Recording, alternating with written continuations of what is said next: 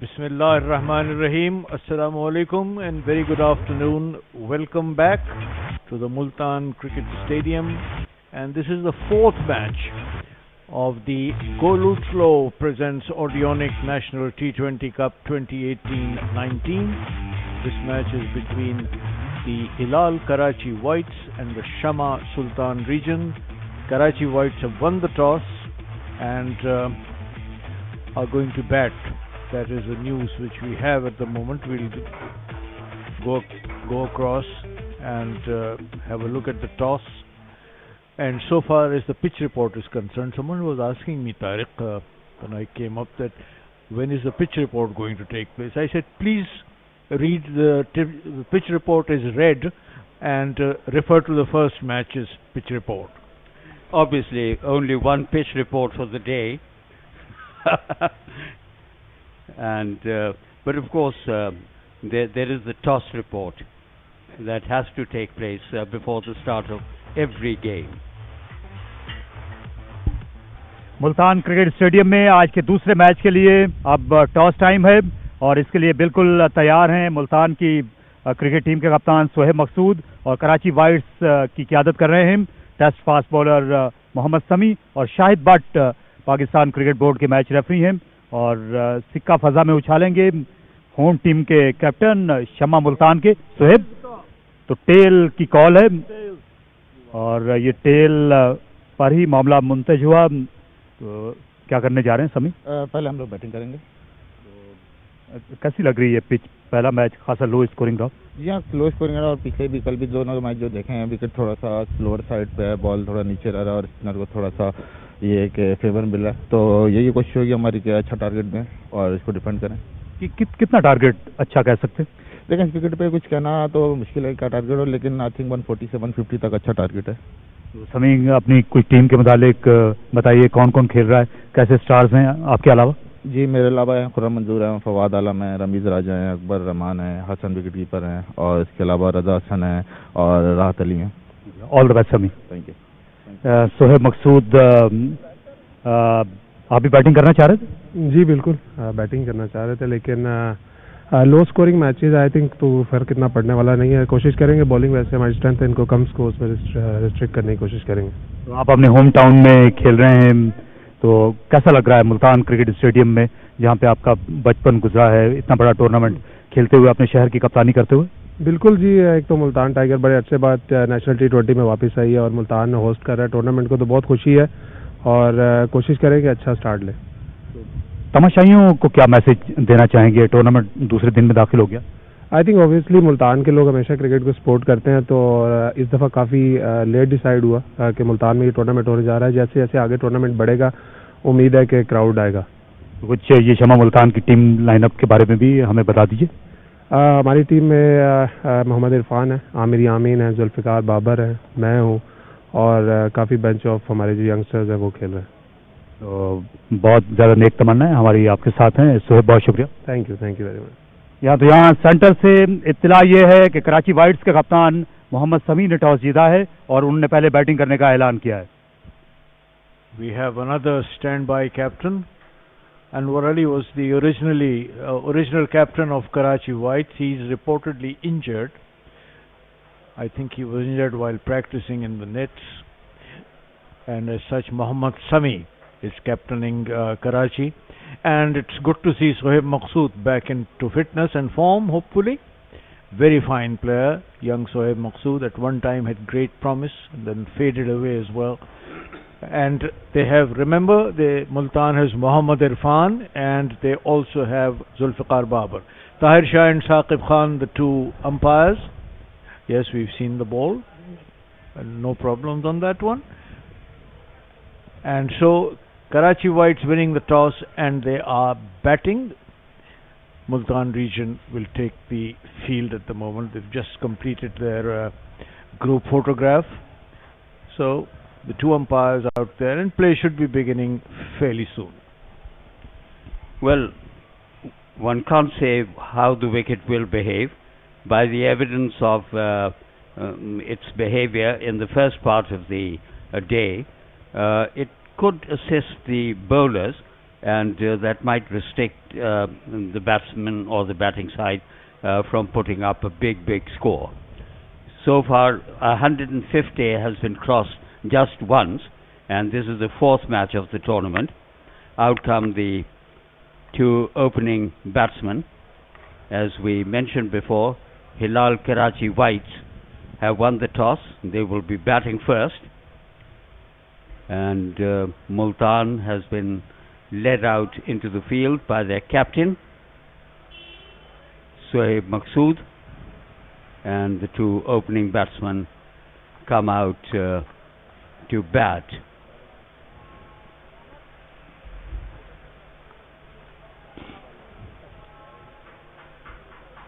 The first match on the second day was very interesting. Went to the wire. It was decided of the second last ball of the innings, and let's see if we are going to have the same sort of contest, a closely fought contest. Ovais Shah, 62 matches, over 1,000 runs, 100 not out is his best in this format. Very good strike rate, and Khurram Manzoor is the other batsman, 92 matches, 109 is best, strike rate of 115, 300s and 17 half centuries in this format. Karachi will be relying on this opening pair to give their side a good start. And Amir Yamin, very promising cricketer, 37 wickets, and he's going to open the bowling for Multan.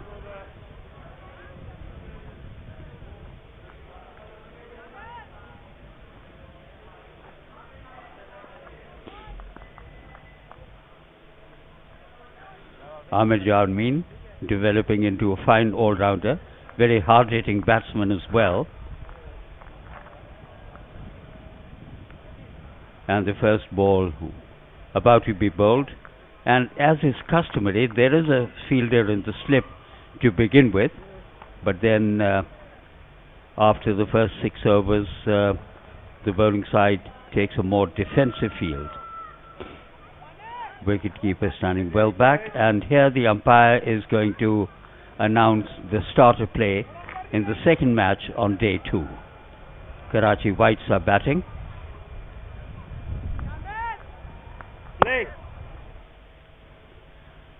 And here is the first ball.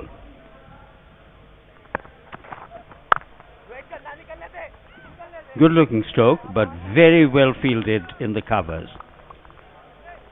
For a moment it looked that the single was on, but acrobatic field, very quick mover, Mohsen, and prevented the batsman from going through.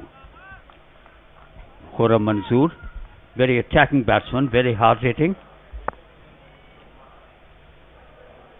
and he would like to give his side a flying start.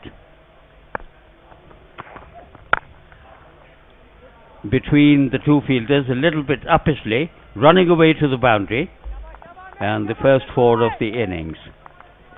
Played a little bit away from his body.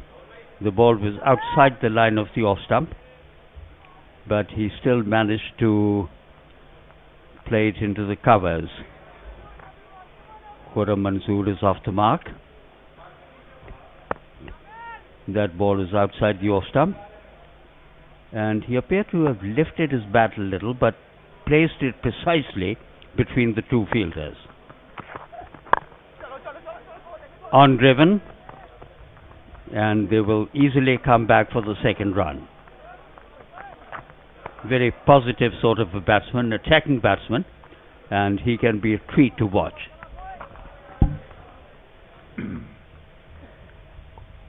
All characters you've seen so far have played for Pakistan in one form of the game or another. In fact, Khurram has played Test cricket. Ovais Zia, the shorter format. Not quite sure about Amir Yamin. He was on the cards at one time.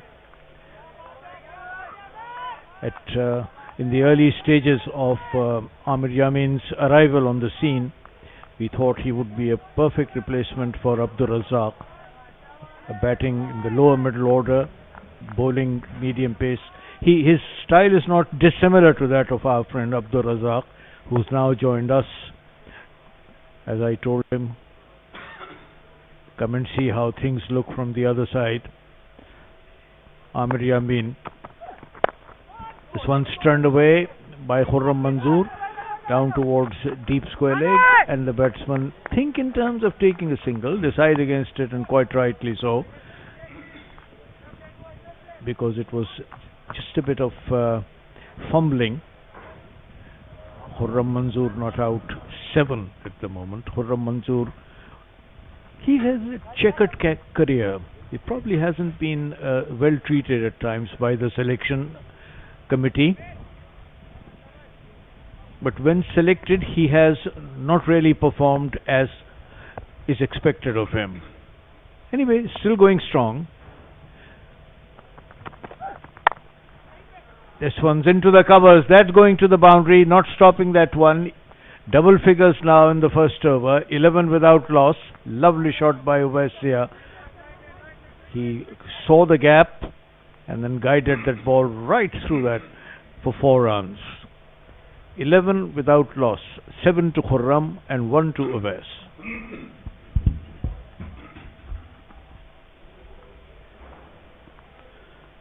Watch that smashing square cut, running away to the boundary of the middle of the bat. Uwais, slightly short in length and full flow of the bat, beautifully timed and very well placed. Always an advantage having a left-handed and a right-handed batsman up the order. Strike is back with Khurram Manzoor, who picked up 7 runs in his first over, and Mohammad Irfan, 92 matches, 106 wickets.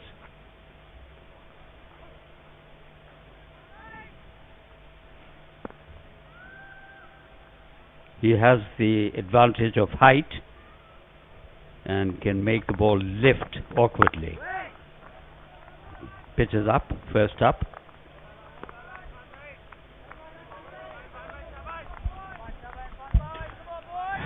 Good to see Mohammad Irfan back in action. The gentle giant is 7 foot and probably 1.5 inches tall. I had the mortification of interviewing him once and just couldn't get the mic to reach him. Turned away onto the onside, and the batsman gets a single. Why didn't you use a step ladder? I should have, but I thought my 5 foot 8 inches was tall enough. I didn't realize I was absolute shorty in front of him. But later on I did. The next interview which I had with him, I said, look, either we stand on the steps and you on the lowest one and I on the tallest one, or we sit down. And when we sat down, he crossed his legs and his number 17 shoe or whatever size it was came right in my face. I said, please put your foot down. But he's a very fine character.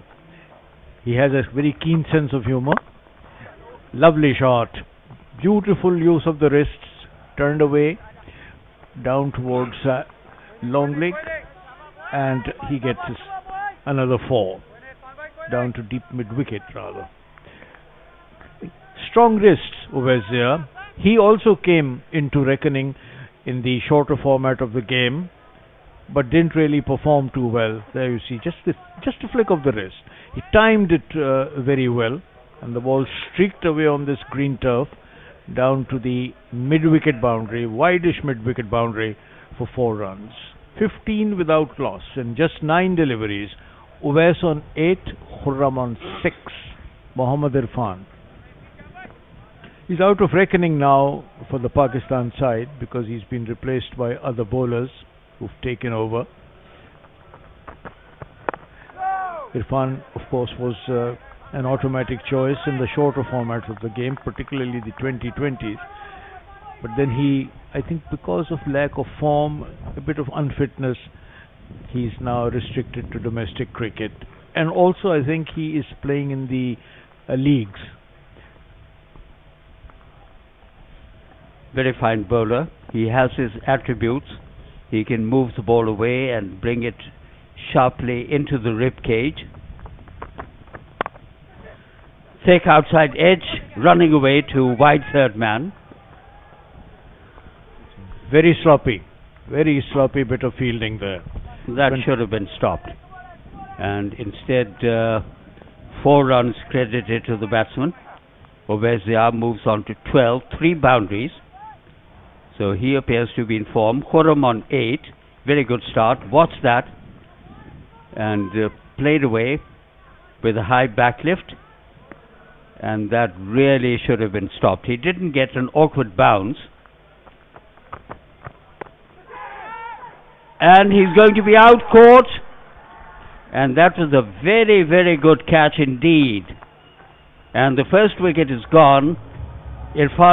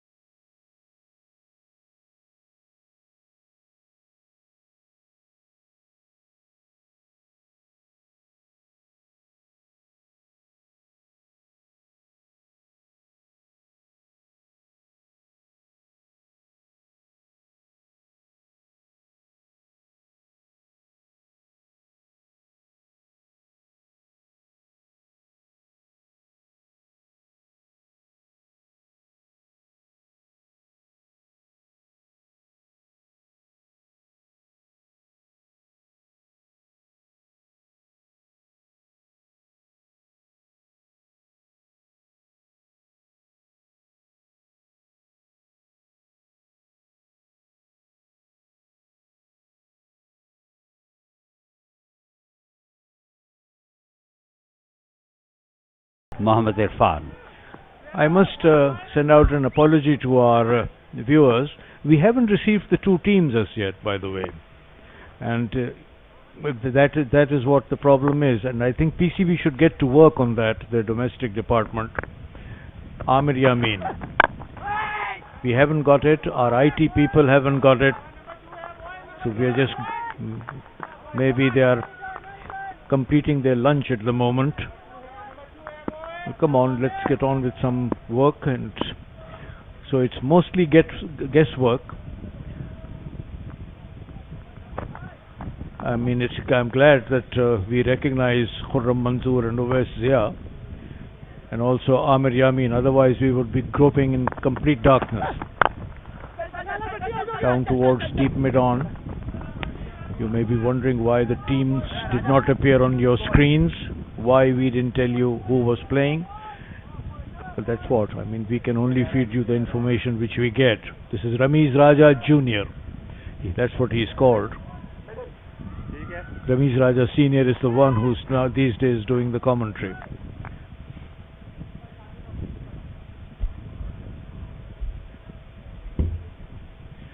And that's Fawad Alam. Oh, I thought he wasn't playing, and now there he is. That's the problem when we don't have the teams. This one's gone through the covers.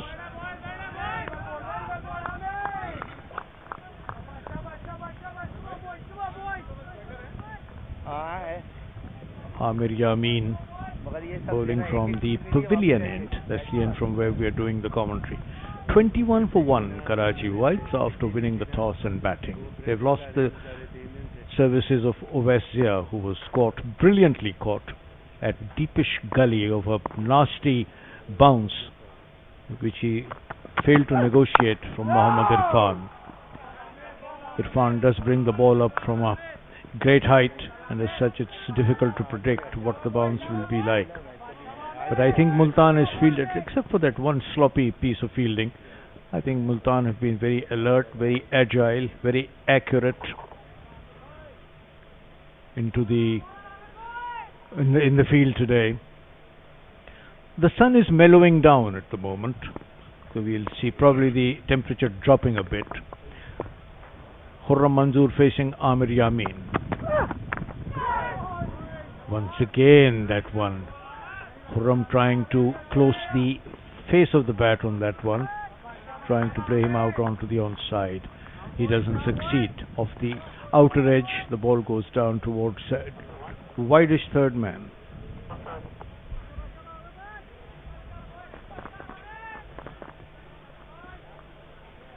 Thick outside edge and flying away on the offside. Well, there is some life and lift in the initial overs, but the pattern has been that once about 7 or 8 overs have been bowled, the wicket becomes very sluggish and the ball starts gripping. That is the reason why all the matches have been low scoring. Good Yorker. Dug out and they go through for one. And Khurram was doing the right thing by planting his bat, grounding his bat, stretching as he did so, and not a very accurate throw at the bowler's end. Khurram now goes into the double figures, 10 not out, and that is also the end of the third over, 23 for 1.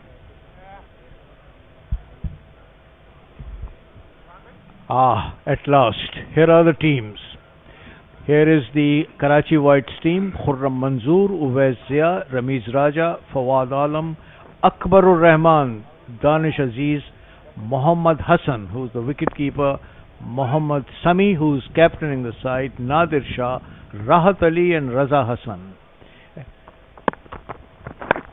We'll get the teams back for you in between deliveries so that we can have a look at the Multan side, the Multan region side.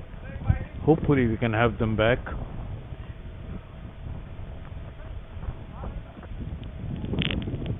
So you saw the Karachi Whites team without the services of Anwar Ali.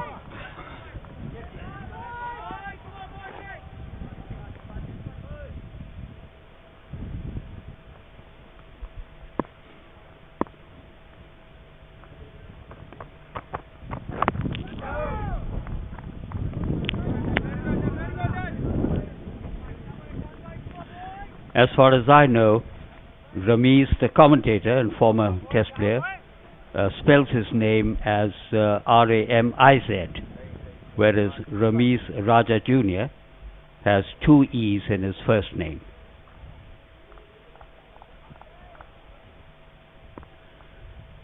Watch that ball, almost playing back onto his stumps. Plenty of width, and it got the treatment it deserved. Very nicely played by Ramiz, and cutting it down quite savagely, wide of the field there, third man, and very quickly it goes to the boundary. 28 for 1. Runs have been coming. Khurram is still there on 11. It was a ferocious square cut by Khurram Manzoor. If you flash hard, and the ball streaked away to the boundary between gully and point. Gets him and his team 4 more runs. That was Ramiz Raja rather. Slow delivery, well deceived, well bowled. But it's come down to the boundary for 4. Not only deceived the batsman, it also had an awkward bounce for the wicket-keeper. Welcome boundary for the batting side, and he beat him comprehensively. Awkward bounce, yes, and the wicketkeeper was unable to get down in time. I'm sure the bowler is not amused. Once again has Ramiz rocking back onto the back foot, pushes it away on the offside.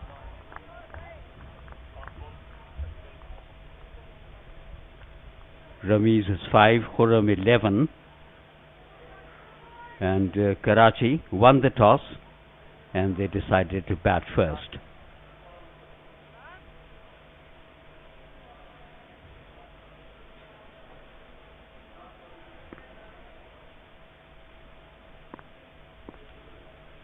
Irfan, the wicket taker.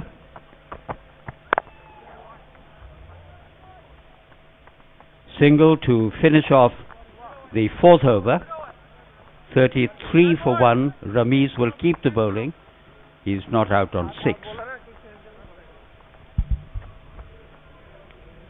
Khurram 11. A lot depending on him and a few others who follow, particularly Akbarur Rahman. He can be a real pain for any opposition. He's a very experienced player, Akbar. At one time, I think he's captained one or two teams. I mean, they keep changing so often, one loses. I'm not saying one loses count, but one loses track of them. Uvaizia, for example, is from Rawalpindi. He's playing for Karachi. Going to be Mohammad Imran. Tries to yoke him, and the batsmen go through for a quick single. Good running between the wickets. Ramiz just played it out quietly. Khurram called. He responded.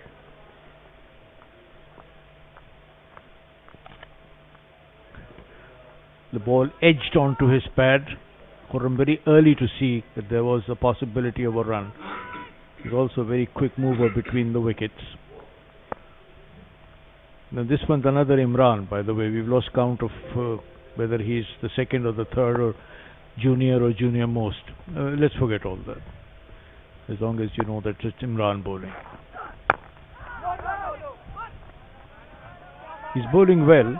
He's not giving room for either batsman to open out his shoulders, not digging it short and not pitching it too wide. Bowling a tight length and direction. That's what you require in this shorter format. Keep the batsman from scoring and at the same time let them make the mistake and lose their wicket. 34 for 1. Imran now to Khurram.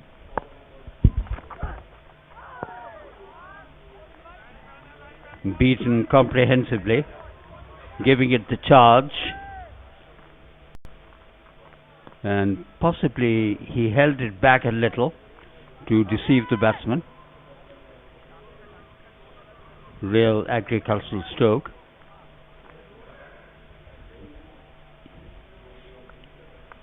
Yes, once again that ball, I think, keeping just a bit low. And Khurram Manzoor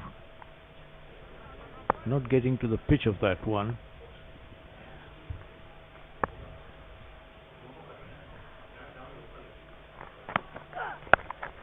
That's the Khurram Manzoor patent shot.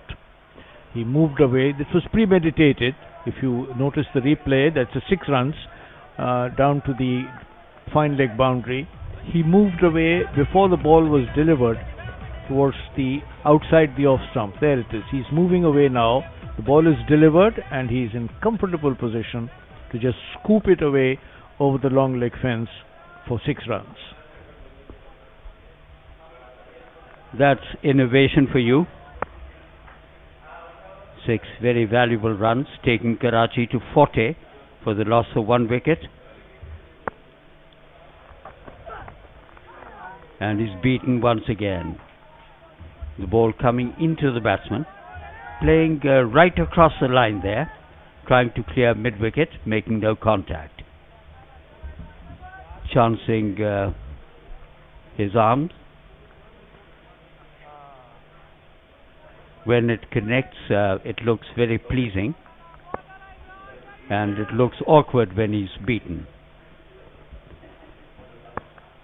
Imran bowling his first over.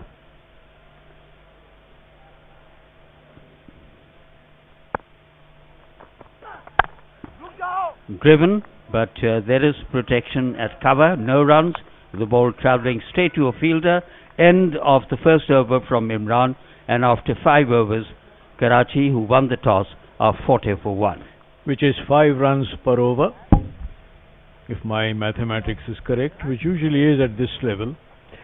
There's the batting card: Khurram Manzoor, Uwais Zia, Ramiz Raja, Fawad Alam, Akbarur Rahman, Danish Aziz, Mohammad Hassan, who's the wicketkeeper, Mohammad Sami, Nadir Shah, Rahat Ali, and Raza Hassan, the left-arm spinner. And before the next over starts, to take you through up to over number 10, it's going to be Abdul Razak and with him Tariq Saeed, both of them having woken up now from their after-lunch siesta.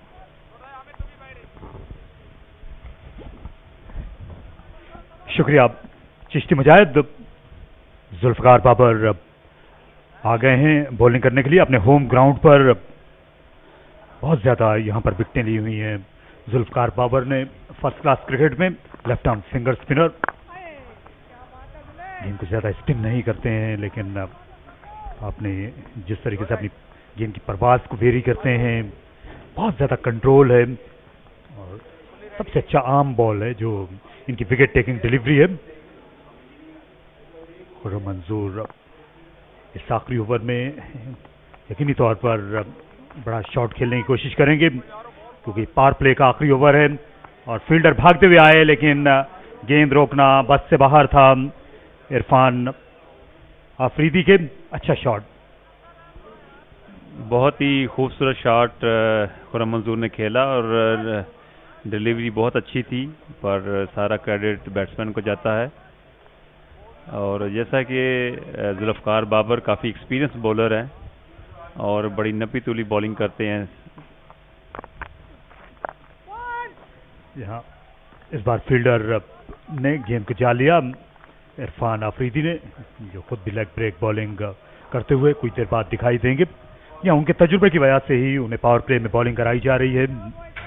Zulfikar Babar को आसान नहीं होता सिर्फ दो fielders boundary पर रखकर bowling करना spinner के लिए। हाँ नहीं, एक्सपीरियंस है काफ़ी, और जिस तरह PSL भी ये खेल चुके हैं और बड़ा अफसोस होता है कि इस साल भी PSL में इन्होंने किसी ने सेलेक्ट नहीं किया और फर्स्ट क्लास में भी बड़ा अच्छा परफॉर्म करते हैं। और अभी आप देख रहे हैं T20 में यहाँ जहाँ पे कुछ भी नहीं है, ब्रेक भी नहीं है, वहाँ भी ये काफ़ी नपी तुपी बॉलिंग करते हैं और मेरे हिसाब से इनको PSL में खिलाना चाहिए।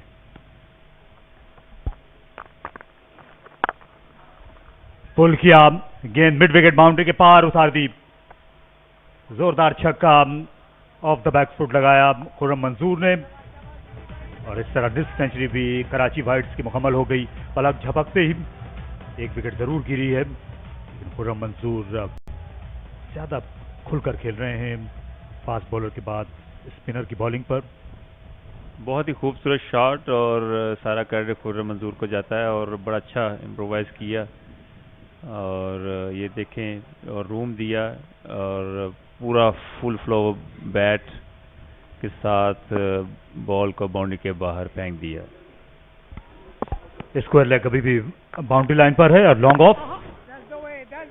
ऑफ की यानी भी गेंद को सरका दिया। खुर्रम मंजूर ने सामने आकर स्ट्राइक अगले ओवर में वही करने की पोजीशन में होंगे। जुल्फकार बाबर का महंगा ओवर मुकम्मल हो गया जिसमें 11 रन बने 54 पर 1।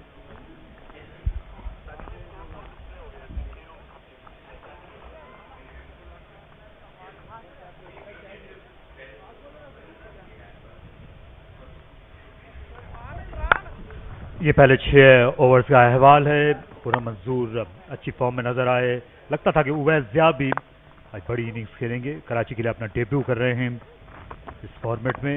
उवैस ज़िया जो पहले रावलपिंडी के लिए खेलते थे, ऑफ स्टंप पर जब भी उनको विड्थ मिली उसका फायदा उठाते रहे, लेकिन फिर बहुत अच्छा कैच लिया हसन मोहसिन ने बैकवर्ड पॉइंट पर। इंतहाई फुर्तीले फील्डर हैं लेकिन इसका ज्यादा असर नहीं हुआ खुर्रम मंजूर पर। ये देखिए तक चारों जानिब विकेट की शॉट खेलते हुए नजर आए खुर्रम मंजूर। और जैसा कि अभी ये दूसरा दिन है T20 का और कराची वाइट्स ने पहले 6 ओवर में 54 रन बनाए, 1 विकेट पे, सबसे हाईएस्ट है पहले 6 ओवरों में जिन्होंने रन किए हैं। और मोहम्मद इरफान और बहुत अच्छी डिलीवरी, बहुत अच्छी बॉलिंग करवाते हैं Mohammed Irfan. With red ball बड़ा अच्छा करते हैं, और अभी वनडे भी जो नेशनल कप हुआ है उसमें भी बहुत अच्छी बॉलिंग की इन्होंने। तो अब T20 में देखते हैं ये कैसी बॉलिंग करते हैं। तो काफ़ी नपीतुली और गूगली भी बहुत अच्छी करते हैं।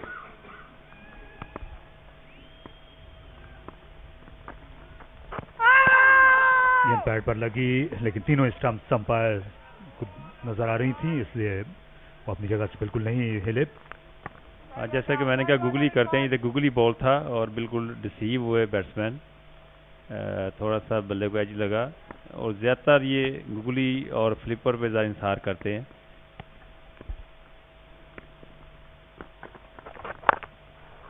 ऊंचा शॉट खेला और बाउंड्री को क्लियर कर दिया। रमीज राजा जूनियर ने कदमों का भरपूर इस्तेमाल किया। उनका इंतहाई कुवत वाला छक्का लॉन्ग ऑन पर।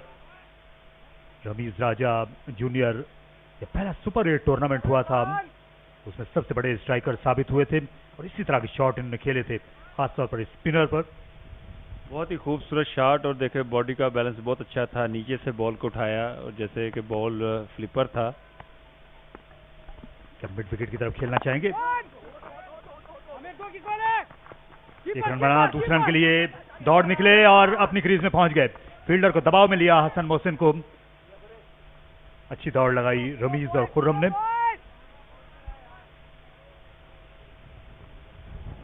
तस्सी करते चले, आमिर यामीन थे फील्डर। आमिर यामीन भाग कर आना पड़ा, अंडर आर्म उन्होंने थ्रो करने की कोशिश की, लेकिन ये तजुर्बा कामयाब नहीं रहा आमिर यामीन का। हाँ जी, होता है जब थोड़ा सा आप लेजी आए बॉल पे, थोड़ा सा शफल करना चाहिए बॉल को। जब बॉलर बॉल करने के लिए आता है तो पूरा फोकस बॉलर पे होना चाहिए। तो मोहम्मद इरफान, जो कि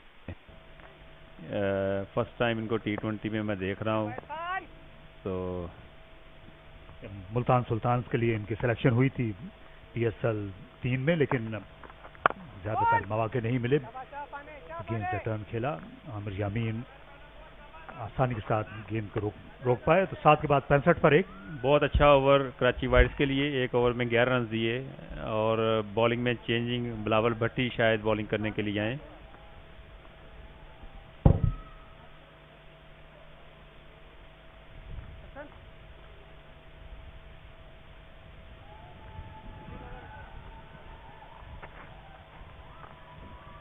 मजमा लगा हुआ है मुल्तान क्रिकेट स्टेडियम में। हमारे दाएं जानिब जो वसीम अकरम और फजल महमूद इनक्लोजर्स हैं, वो हम कह सकते हैं कि वहाँ हाजिरी अच्छी है मुल्तान की, क्योंकि होम टीम खेल रही है।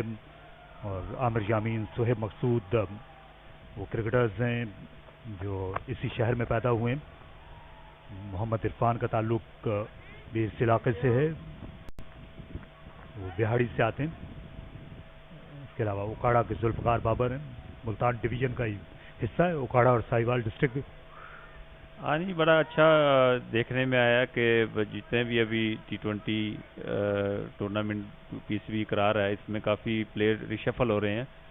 और जैसे ये बिलावर सियालकोट के हैं, और ये अभी मुल्तान की तरफ से खेल रहे हैं, और दूसरे प्लेयर भी काफ़ी ऐसे हैं जो दूसरी एसोसिएशन से खेल रहे हैं। तो ये बड़ी अच्छी बात है, और सिलेक्शन के साथ, और मैं समझ काफ़ी इम्प्रूवमेंट आई है एसोसिएशन की टीमों में। पुल किया, अच्छा स्ट्रोक था, लेकिन फील्डर को मात नहीं दे सके। काफ़ी अच्छी टीम लग रही है कराची वाइड्स की, और फर्स्ट टाइम देख रहे हैं कि 9 इन ओवर के करीब जा रहा है इनका रन रेट। तो बहुत ज़बरदस्त बैटिंग करते हुए खुर्रम मंजूर, और 23 बॉलों पे 31 रन बनाए हैं उन्होंने अभी तक, और साथ रमीज राजा 15 बॉलों पे 18 रन। तो काफ़ी लग रहा है कि बड़ा टारगेट जाएगा 200 के करीब। ठंडी हवा में बॉलिंग कर रहे हैं अगेंस्ट द विंड इस वक्त बिलावल। एक मरतबा फिर पुल किया, और फिर अच्छी फील्डिंग देखने में आई। शॉर्ट मिड विकेट पर यकीनी चौका बचाने में कामयाब हुए। तो आप अभी टीम सिलेक्शन पर बात कर रहे थे, बिल्कुल मेरे जहन की लौह पर यह सवाल उभरा है कि क्या ये सही तरीका है कि आप जो रीजनल सेलेक्टर्स हैं, पहले जो रीजनल टीमें होती थी मंतखब इस टूर्नामेंट के लिए। अब उसके बजाय ये नया अंदाज अपनाया गया है, ड्राफ्ट सिस्टम इन मकामी टूर्नामेंट्स में भी। जी बड़ा अच्छा है और इसमें स्टैंडर्ड काफ़ी हाई हो जाता है और आप एक बैलेंस टीम बनाते हैं। तो ये बिलावल भट्टी का स्लो वन बाउंसर था और तीनों के तीनों बॉल उन्होंने शॉर्ट पिच किए और इससे काफ़ी फ़र्क पड़ता है। और जब प्लेयर्स को पता होता है कि मैं ड्राफ्ट में आया हूँ और मेरी सिलेक्शन हुई है तो कॉन्फिडेंस में ही फ़र्क पड़ता है। जो नहीं सिलेक्ट होता है वो उनका डेफिनेटली कॉन्फिडेंस भी डाउन होता है और वो कोशिश करता है कि नेक्स्ट ईयर जब भी ड्राफ्ट हो मैं इसमें सिलेक्शन हो। तो ये बहुत ज़बरदस्त इक़दाम है और इससे प्लेयर को भी काफ़ी बेनिफिट्स मिलते हैं।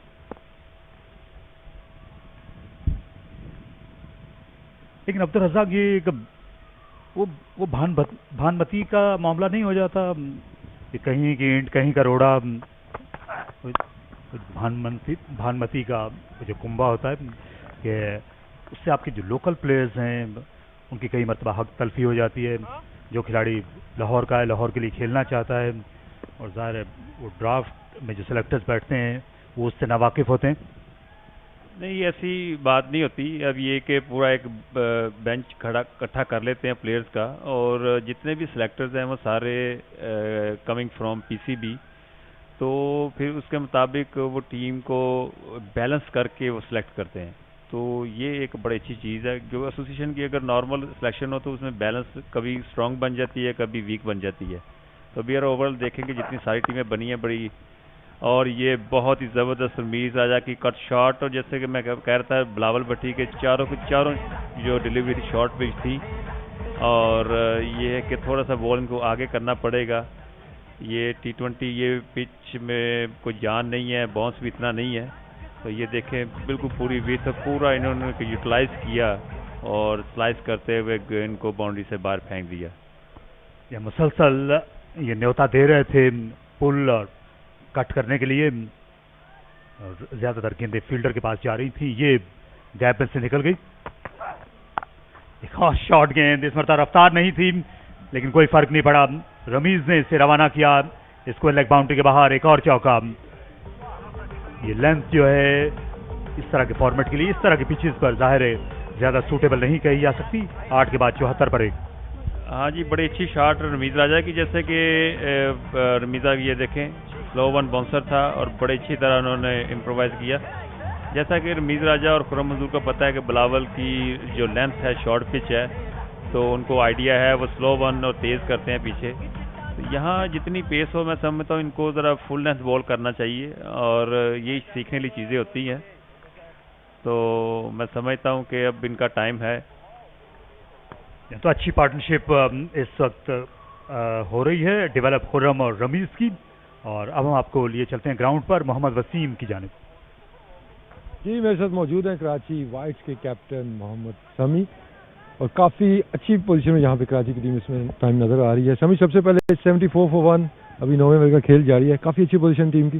जी हाँ काफ़ी अच्छी पोजीशन है, अल्लाह का शुक्र है। और जिस तरह दोनों लड़के खेलें और ओपनर भी हमारे खेला हुए तो मेरे ख्याल है बहुत ज़बरदस्त पोजीशन में। अब इसी को हम अगर इसी तरह खेलें तो बहुत ज़बरदस्त टोटल हो जाएगा। एनी टारगेट आपके जेहन में जितना आप समझ रहे हैं कि इस पिच पे इजी होगा डिफेंड करना? जितना अच्छा इन्होंने स्टार्ट किया मेरे ख्याल में 160 अबव अच्छा टोटल होगा इस विकेट पे। बाकी जिस तरह की क्रिकेट आपको पता है कोई टारगेट कह नहीं सकते, लेकिन 160 अबव इज गुड टोटल। मतलब बीइंग अ बॉलर योरसेल्फ, हमने जो अभी तक देखा है ट्रेंड इस T20 कप में कि बॉलर्स के लिए थोड़ी सी हेल्प मौजूद है पिच के अंदर। बॉल थोड़ा सा ग्रिप कर रहा है, बैट्समैन थोड़ा सा स्ट्रगल कर रहे हैं, उनको मेहनत करनी पड़ी है। नॉर्मली हम T20 क्रिकेट में देखते हैं कि सारी मेहनत बॉलर्स को ही करनी पड़ती है, बड़ी मार पड़ती है बॉलर्स को। लेकिन यहाँ बाउंड्री का साइज ठीक है, आउटफील्ड भी थोड़ी सी स्लो है तो बैट्समैनों को काफ़ी मेहनत करना पड़ रही है। तो एज अ बॉलर तो शायद आप ये चीज़ इंजॉय करेंगे, लेकिन आप समझते हैं कि T20 क्रिकेट के लिए में भी वही जो ट्रेंड पहले चल रहा था वही बेहतर था? मेरे ख्याल में ये ज़बरदस्त है, इस तरह के ट्रेंड भी होने चाहिए क्योंकि हर जगह बॉलर के लिए थोड़ी जिस तरह आप देखें विकेट अभी भी स्लोअर साइड पे, जितना आप वेरिएशन करेंगे उसी में आपकी बचत है। लेकिन ऐसा अच्छी है कि विकेट में फास्ट बॉलिंग के लिए इतना कुछ नहीं है कि अगर आप वेरिएशन नहीं करेंगे तो आपको प्रॉब्लम है। चले खुर्रम मंजूर ज़बरदस्त फॉर्म में है, वो नज़र आ रहे हैं, आज भी वो रन्स कर रहे हैं। ओवरऑल देखते हैं तो काफ़ी एक आप कह सकते हैं कीमती असासा कराची क्रिकेट के। जी हाँ बहुत ज़बरदस्त। और पिछले महल 8-10-12 साल से कराची के लिए बेशुमार खिदमात हैं इनकी। और जिस तरह फॉर्म में सीज़न भी टॉप बैट्समैन रहे हैं कादम ट्रॉफी को, और यहाँ पे भी जिस तरह इन्होंने स्टार्ट लिया तो बहुत खुश आइंद है और हम सब लोग खुश हैं इनकी परफॉर्मेंस से। Well thank you Mohammed Shami. ये तो जी मोहम्मद शमी कराची के कैप्टन। बड़ी उम्दा बैटिंग की है कराची वाइट्स ने अब तक और एक बहुत बड़े स्कोर की बुनियाद उन्होंने डाल दी है, क्योंकि अभी इसके बाद 11 ओवर्स और 3 गेंदें बाकी हैं। 9 विकेटें जब हाथ में होंगी तो ये पोजीशन में होंगे इस टूर्नामेंट का सबसे बड़ा स्कोर करने की। 180 रन तक भी पहुंच सकते हैं अब्दुल रज़ाक। हाँ जी, डेफिनेटली जैसे मैं बात कर रहा था कि इस अप्रोच से जाना चाहिए, ये इंटेंसिटी होनी चाहिए बैट्समैनों की T20 में, और उसी इंटेंसिटी से खेल रहे हैं। और जो बैट बॉल होता है वो डेफिनेटली बाउंड्री पे जाता है, और देखें बैट को देखें, कोई भी बॉल डॉट के लिए नहीं जा रहे वो। इस बार कट किया गेंद, थिक कैच होकर थर्ड मैन बाउंड्री के बाहर पहुंची। खुर्रम मंजूर का एक और चौका, तीसरा चौका लगाया खुर्रम मंजूर ने। स्कोरबोर्ड बड़ी तेजी से मुतहर्रिक है यहाँ मुल्तान क्रिकेट स्टेडियम में, और पिच भी कदरे बेहतर हो गई है क्योंकि धूप लगी है दोपहर की से। नहीं हो सकता है, पर ये कि जैसे मैं कहता हूँ कि T20 में ये देखें बहुत ही खूबसूरत उनका स्लो वन डिलीवरी थी, पर उन्होंने बड़ी अच्छी तरह उनको कट किया। और जिस अप्रोच से बैट्समैन खेल रहे हैं तो मैं समझता हूँ उनको क्रेडिट देना चाहिए कि पिच में कोई इतना खास फर्क नहीं पड़ा।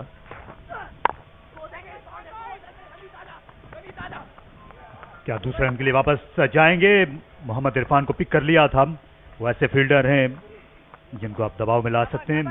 खुर्रम ने ऐसा ही किया, रमीज पहुंचे डेंजर एंड पर।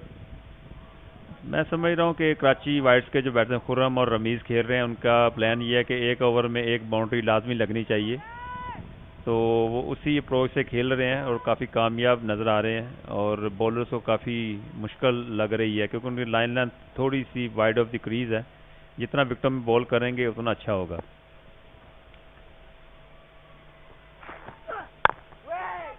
ये बेहतर लेंथ है, अगर आप गुड लेंथ को हिट करते हैं इस पिच पर तो इतनी आसानी के साथ गेंद बल्ले पर नहीं आती। 9 ओवर्स का इख्तिताम, 82 पर ये कराची वाइट्स। खुर्रम मंजूर को डोमेस्टिक क्रिकेट में सेंचुरियां बनाने की आदत है। यहाँ पर गेंद को फोर्स किया, गुड लेंथ गेंद को, और इस लेंथ से जो है हमने यही देखा है कि आसान नहीं है स्ट्रोक प्ले। हाँ जी,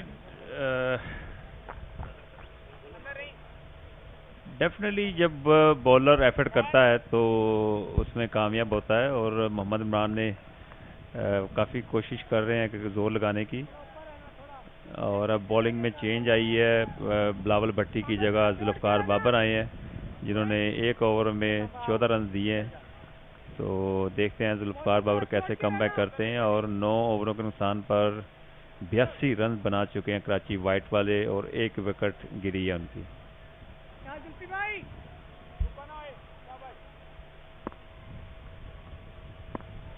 जुल्फ़कार बाबर आ गए हैं,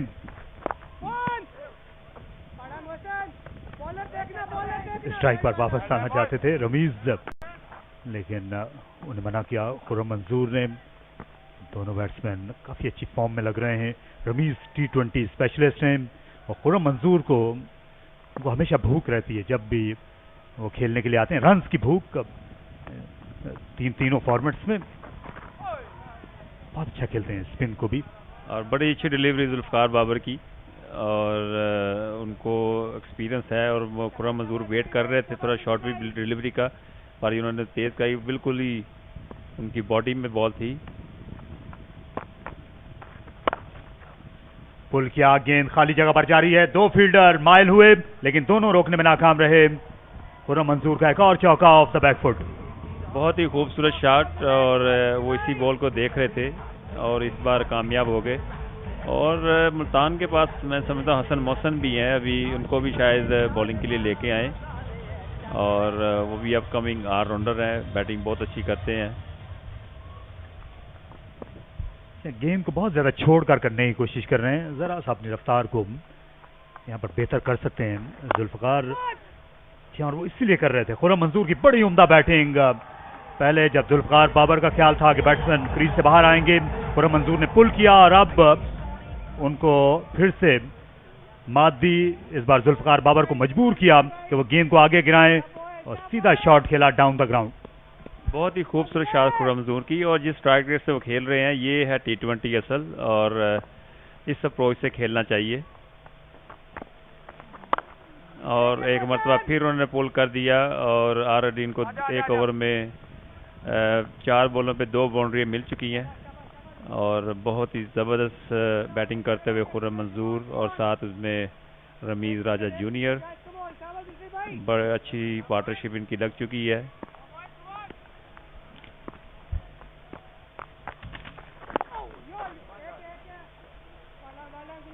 एक रन पर इत्तेफाक करना पड़ेगा।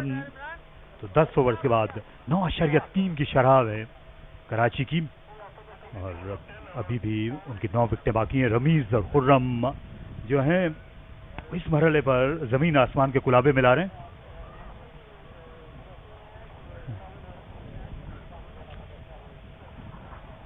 खासी सर्दी है, दर्जा हरारत गिरा हुआ है मुल्तान में, लेकिन अच्छी खबर यह है कि आज धूप भी निकली और यहाँ पर बारिश नहीं हुई, क्योंकि बेशतर इलाकों में पंजाब के और शिमाली इलाका जात से बारिश और बर्फबारी की इत्तलात हैं। मुल्तान में क्रिकेट के लिए अच्छा मौसम है और इसी में आ रहे हैं अब कमेंट्री करने के लिए चिश्ती मुजाहिद।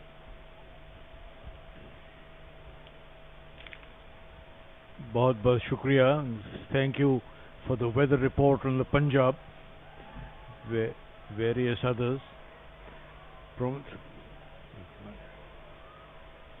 93 for 1. That's a very good beginning. 9.3 runs per over. Mohammad Sami won the toss for Karachi and elected to bat. And we are seeing a very good partnership develop between Ramiz Raja, who's not out, 29, and Khurram Manzoor, who's not out, 48. Cut. He was guiding it towards third man, played it out to point. One more. We have a family outing here. Children enjoying themselves. In fact, to draw crowds here in domestic cricket, and I was saying earlier that we should make it spectator friendly, should have stalls, food stalls, ice cream, cold drinks, maybe a bit of coffee, hot chocolate, etc., whatever it is, and maybe a few games here and there, maybe a few competitions, raffle draws, prizes. I don't know, you could, the marketing people can think of so many things. 95 for 1. The shadows beginning to lengthen, to use a cliche, as the sun going down. In the air and dropped. Oh dear, oh dear. You don't drop catches like this and get away with it. Sohaib Maqsood, not the best of fielders which we have. No, it wasn't Sohaib Maqsood. I beg your pardon, Sohaib. There it is, short, pulled, in the air. Oh dear. Did he? He can't even say that the sun was in my eyes. That's usually what is done at school and club level. You keep pointing towards the sun then, as if the sun should have taken the catch. But then, oh dear, once again, very sloppy, very, very sloppy. And now it won't go past the boundary. No, it won't. There it is, 98, and Khurram Manzoor gets his half century. Well played, Khurram. 51 not out. Very consistent performer. You talk about the domestic cricket. He's been declared the best batsman in Qaid-e-Azam Trophy also this year.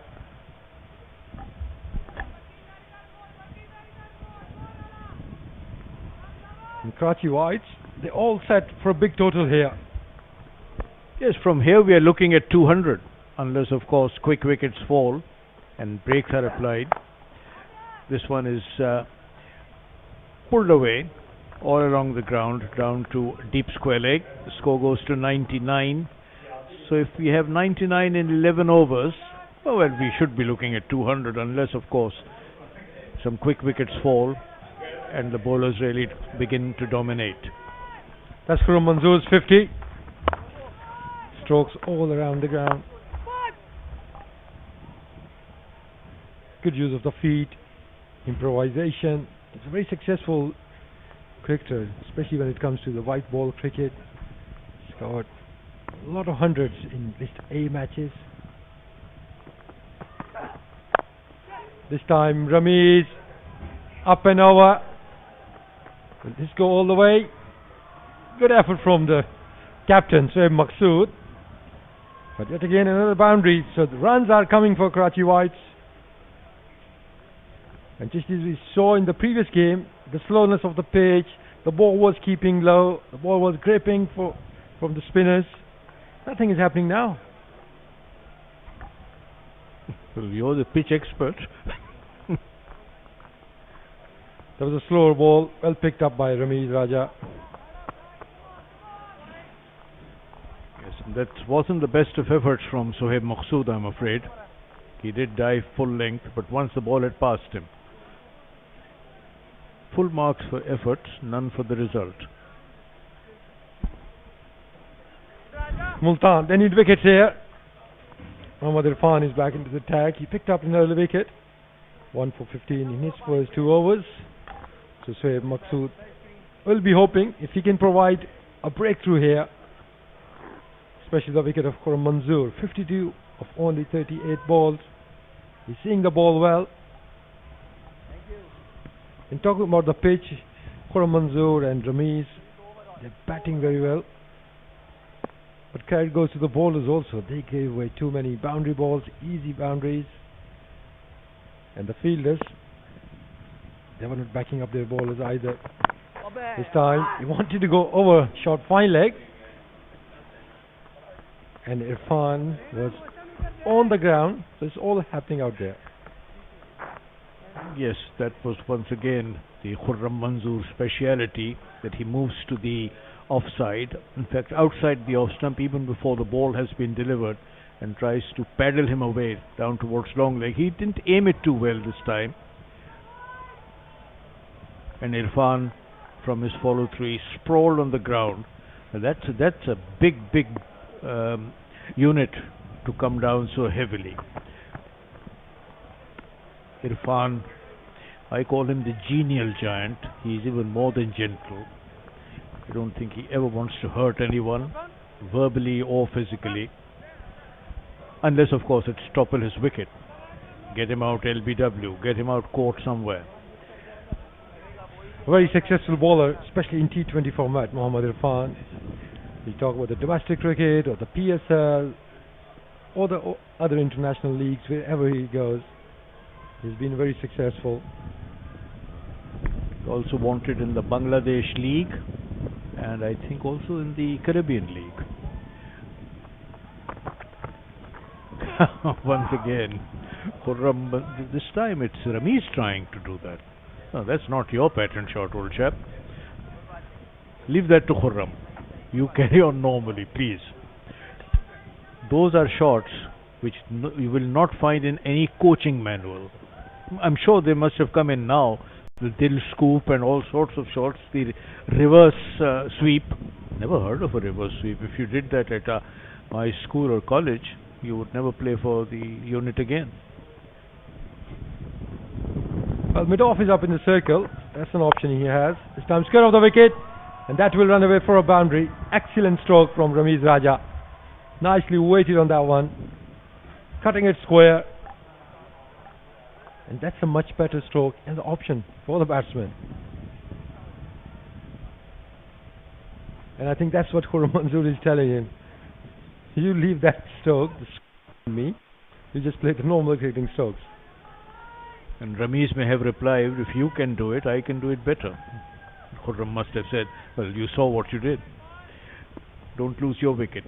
Just stay there. Irfan now to Ramiz. Another dot ball. So Mohammad Irfan has given away 20 runs. One more ball to go in this over. In the first match today, we saw 125. The target was set by Fatah, and they almost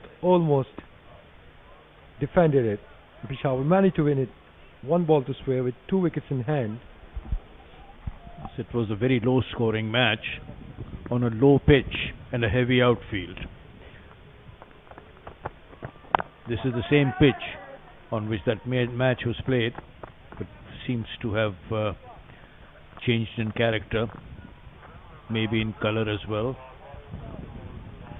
That's Abid Ali in your picture. Much talked about Abid Ali.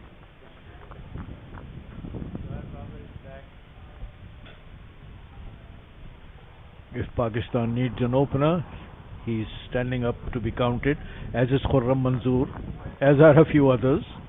Have your pick. Ina Mina Mina Mo. This is the 4th match of the tournament between Multan and Karachi Whites. For the Golutlo presents Odeonic National T20 Cup 2018-19. That's a mouthful. Very unfair on us. Bilawal Bhatti, I remember his early days. He was quick, he was dangerous, and took a lot of wickets. In the air, a ball dropping safe in front of the fieldsman. Well, it stayed in the air for a fair bit of time. Maybe you do expect fielders, especially at the international level, you see other teams taking these sort of catches. But we have seen quite a few drop catches in this National T20 Cup already.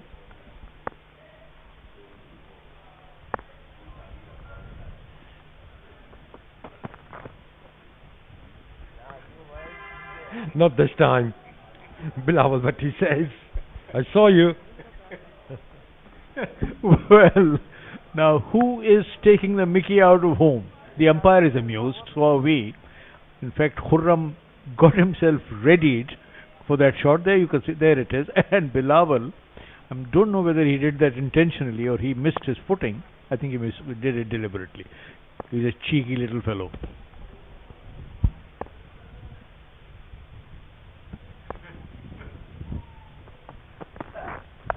And guess what? Khurram Manzoor says, I'm going to do it again, and I'm going to get another boundary. Same stroke. Well, if you can do it, Bilawal, I can do it better. And I like Khurram's persistence. Oh, that's like Rohan Kanai, I remember. Rohan Kanai used to play the pull shot and then fall on the ground. Well, I think Shoaib Maqsood has to think about the field placement here. We all know that Khurram Manzoor loves this stroke. So maybe for him, fine leg fielder has to be back on the boundary. And that's what he has done exactly. Shoaib Maqsood now finally got up in the circle. And there's no man at square leg boundary. He's up in the circle. Obviously there's a deep mid wicket and a long on. This time into the gap.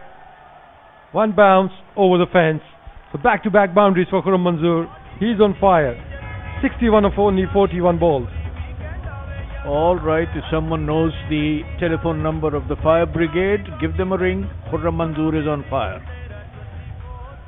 His intentions are absolutely ferocious. He's gone on to 61 in quick time, and he still has time left if he wants to add to that substantially. Well, you can say poor tactics from Bilawal, but you don't want to bowl length ball at this stage of the match. Look for those yorkers, or maybe some variations, or even a bouncer wouldn't be a bad option. This time he was looking for the yorker, and the result is a dot ball. So why it happens, you see, that most bowlers we have seen, especially in the domestic cricket, they wait for the last 2, 3, 4 overs in T20 cricket when they will start bowling the yorkers. Why not right from the beginning.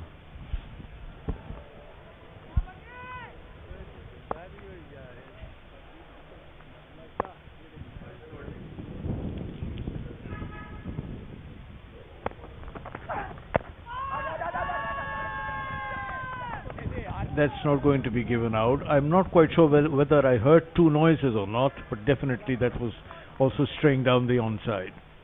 Well, no signal from Tahir Shah. Definitely there was an inside edge, but there was a chance for the fielder because Khurram was well short of the crease. A direct hit, he would have gone by some distance. Yeah, there was some bat and ball. Otherwise, it looked pretty plumb. Hassan Mohsin was a brilliant fielder at point. Earlier we saw him taking a brilliant catch. And here, Khurram Manzoor gave up. 7 more overs after this one.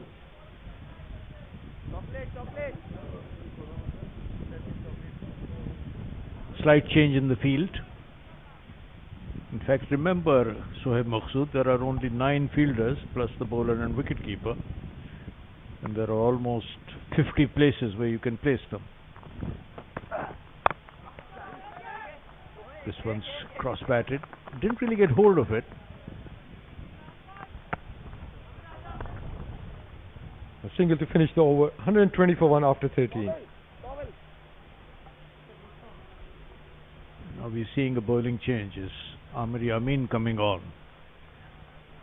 Chishti, you were looking for the excuses for the fielders for drop catches. There's no sun.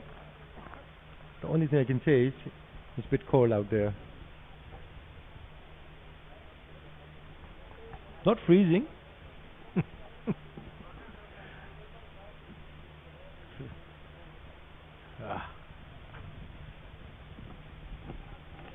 Well, it's about 17 degrees or so and perspiring. That's the part of the security force there.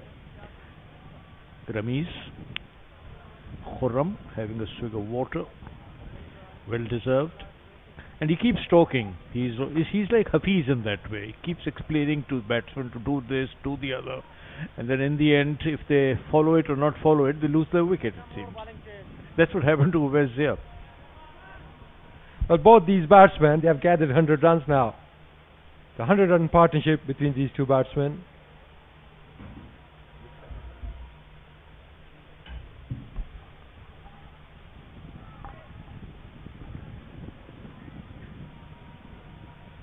Nine wickets in hand, Karachi Whites. They would love to get 10 and over from here.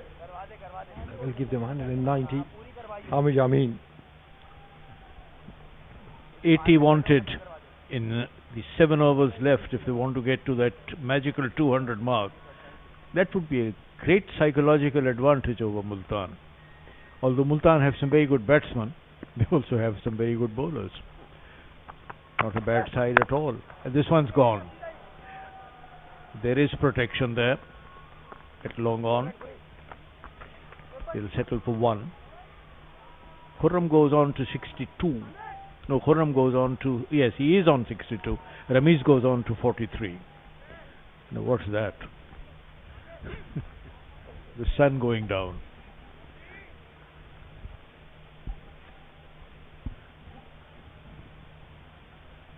Well, soon you will see the floodlights.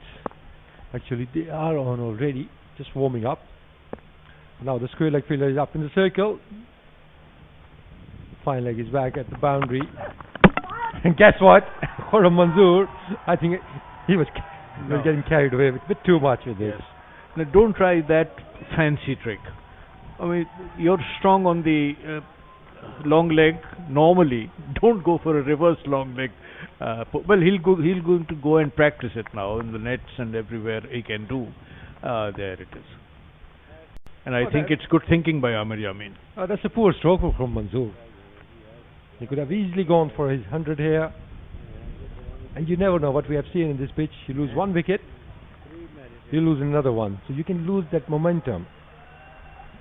I think Khurram was becoming a bit greedy, and as such he lost the concentration and tried to improvise that one. But anyway, That's what cricket is all about. 121 for the loss of 2 wickets. And who are we seeing now? I think Fawad Alam at last appears on the scene. Oh God. I mean, we should hand over to Tariq Saeed. He's going to talk a lot about Fawad Alam and selection process and all those things. I'm not going to do that. I've said enough on Fawad Alam and on selections, etc., etc. Fawad Alam, 113 matches, over 2,000 runs, and they haven't given his average. I'm not quite sure, but in first-class cricket, I think he's been averaging 67 or something But like that. T20 doesn't matter the average, HD. It's all about the strike rate, isn't it? It's over 120. Well, I mean, his strike rate can be 400 if you play an innings for one ball, hit a 4, come back, and then do the same thing. That can be strike rate of 400. You won't get selected on that. You need to score a few runs. That was the dismissal of Khurram Manzoor. Well, the idea was right, to be honest. Third man fielder was up in the circle. But this stroke, I think he needs to practice more. Because normally, when he's playing the normal scoop shot, he gets into a very good position. He stays low. He's watching the ball all the time.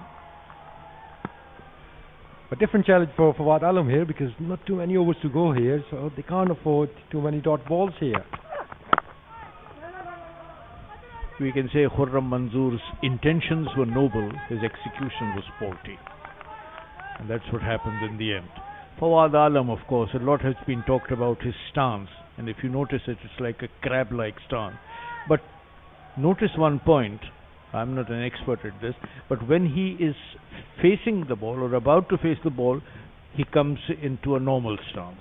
You can stand any way you like. But that's when it matters, isn't it? From a quick single, and that's what he will try to do, just to rotate the strike for Fawad Alam. Coming back to his stance again. If you look at his stance before, when the ballers before start running or is in his run-up, it looks like when Khurram Manzoor gets into the position to play that scoop shot, he gets into that sort of a stance. But when bowler is about to release the ball, everything looks aligned. I'd like to see Fawad Alam executing a reverse sweep. Rami's back on strike. That's good bowling. That's a good line and the length. Looking for those jokers, that block hold. At that comment, I can assure you that all that Wasim did was he kept quiet and raised his eyebrows. Now, what that means, I'm not quite sure. 1, 2, 3 for 2. Well, fine leg is up in the circle. That is an option for Fawad Alam.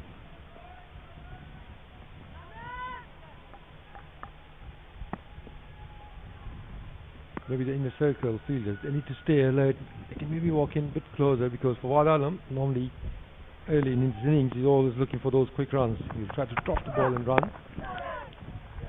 This time on the offside, they should come back for the second run. He's a very quick runner between the wickets, Fawad Alam. One of the fittest players on the circuit these days, Fawad Alam. He's remained that for some time. It's embarrassing to have lunch with him. All he eats is salad and things like that, which is not on, as far as I'm concerned. Well, I'm sure you don't want to train with him either. Because that can be more embarrassing. Because they work really hard for their fitness. So 14 gone, 125 for 2.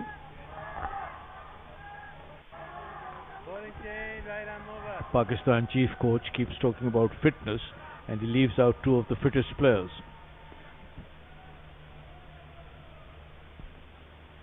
Keeps talking about age and old age, and takes with him a few players who are 35 plus.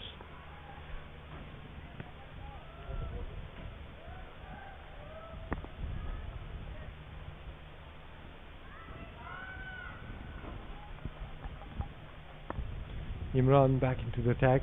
15 runs he has given in first 2 overs. First ball through the covers. It's good fielding. Good effort from the fielder in the deep.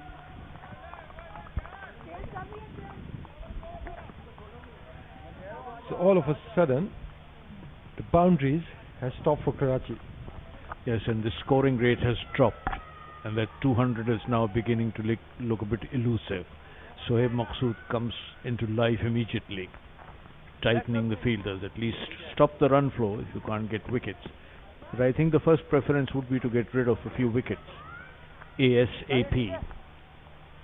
Look at the offside field. Or is it the onside? Khurram is on strike. Onside field. Khurram's stance, if anything, has become more crab-like.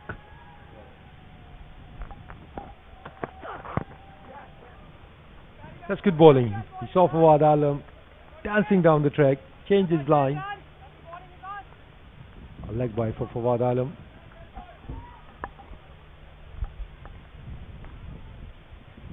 You can see that tape around his wrist, Sohaib Maqsood. And he's one of those characters or the players, just he's always struggling with something.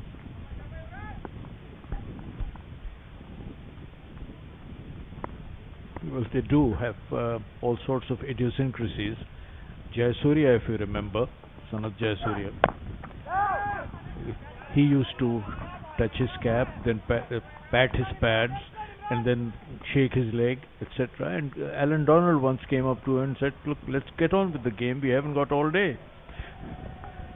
Hanif, of course, Hanif Mohammed, if you didn't watch him, but I did, he had all sorts of idiosyncrasies, touching the peak of his cap, twirling the bat, and we all started learning how to twirl the bat. Of course, we didn't bat as he did, but anyway, it was nice to be like him, at least in some aspects. Only 2 runs so far in this over from Imran. Should only be a single. And you were talking about the pitch earlier. There's nothing wrong with the pitch, as we saw in the first match. But since the departure of Khurram Manzoor, all of a sudden the ball is slightly keeping low, and it's not coming onto the bat. And we're talking about the injuries. Now Ramiz Raja. It will be interesting action replay because he wanted to play the late cut on that ball, ending up just maybe just hit his glove.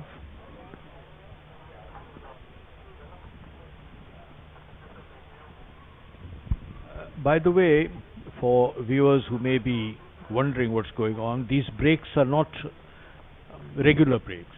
They are ad hoc breaks. You come now and then. Well, when it's the hot weather, etc., I can understand water being brought at intervals, regular intervals, etc. But here I think they all need is a cup of tea or coffee.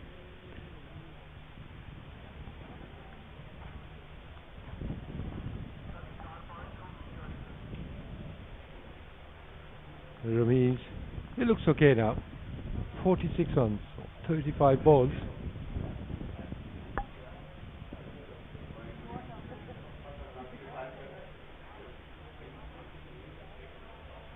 Five more overs to go after this one. Karachi must be hoping to get maybe at least 45 to 50 runs. Yes, I mean for 45 you still need 9 and over. You'll have to wait and see how Fawad Alam gets going. Ramiz Raja is already in good form and he's had fairly longish stay at the pitch. All the accessory players and other aides going away, so that we can go back to business, which we are about to. A couple of deliveries left in this over from Imran, who's bowling from the pavilion end. Nice outing in the nice crisp air. Few snacks. Bowling! Excellent bowling from Mohammad Imran. Fawad Alam, he was trying to give himself room, but cleverly bowled by Mohammad Imran. He followed him. A little deflection from maybe his thigh pad and into the leg stump. As one of our colleagues who's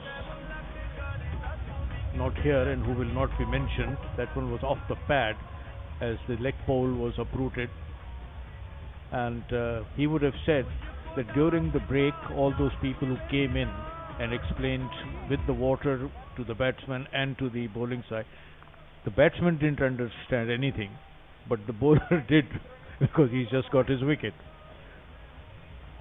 It's 1 point, in fact. Well, all of a sudden now you can see some smiling faces in Multan's team. They were in trouble after first 10 to 11 overs when Khurram Manzoor was hammering them. But now they will fancy their chances if they can restrict maybe Karachi from here around 160. Well, they still have 7 wickets in hand, plenty of batting left. Akbar Rahman is the next batsman in. Or is it Danish Aziz? Danish Aziz is the next batsman.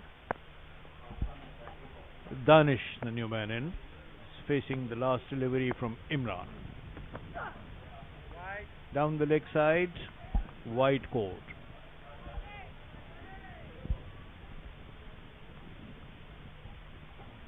He needs to finish well here, Ahmad Imran. Game on hai. 137th cap for his country this evening. He's been the mainstay of the Belgian penalty corner routine with 3 so far. Will he be the mainstay tonight, or will they run the variations?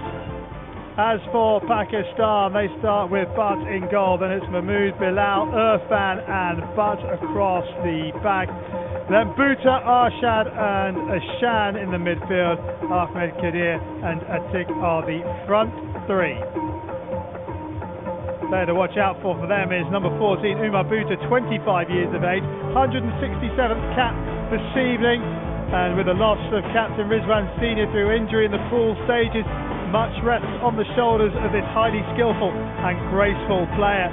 Can he deliver this evening for his country? So the umpires for this one, on the left of screen it's Marcin Gochal of Poland, Dan Barstow of England on the right, and should we require him up in the video umpire box, it's David Tomlinson of New Zealand. Well, the Red Lions, Belgium, have huge experience, 11 players with 100 plus caps despite the loss of Stockbrooks and Doman. 8 players including Van Abel, who wins his 200 tonight, have 200 caps. Thomas Briels, well, he has 311. Pakistan, they have 9 players with over 100 caps in their lineup. One of them, Irfan Senior, has over 200. The replacement for Rizwan Senior is Arslan Kadir, has 98 caps this evening. 10, 9, 8, 7, 6, 5, 4, 3, 2, 1. Let's play.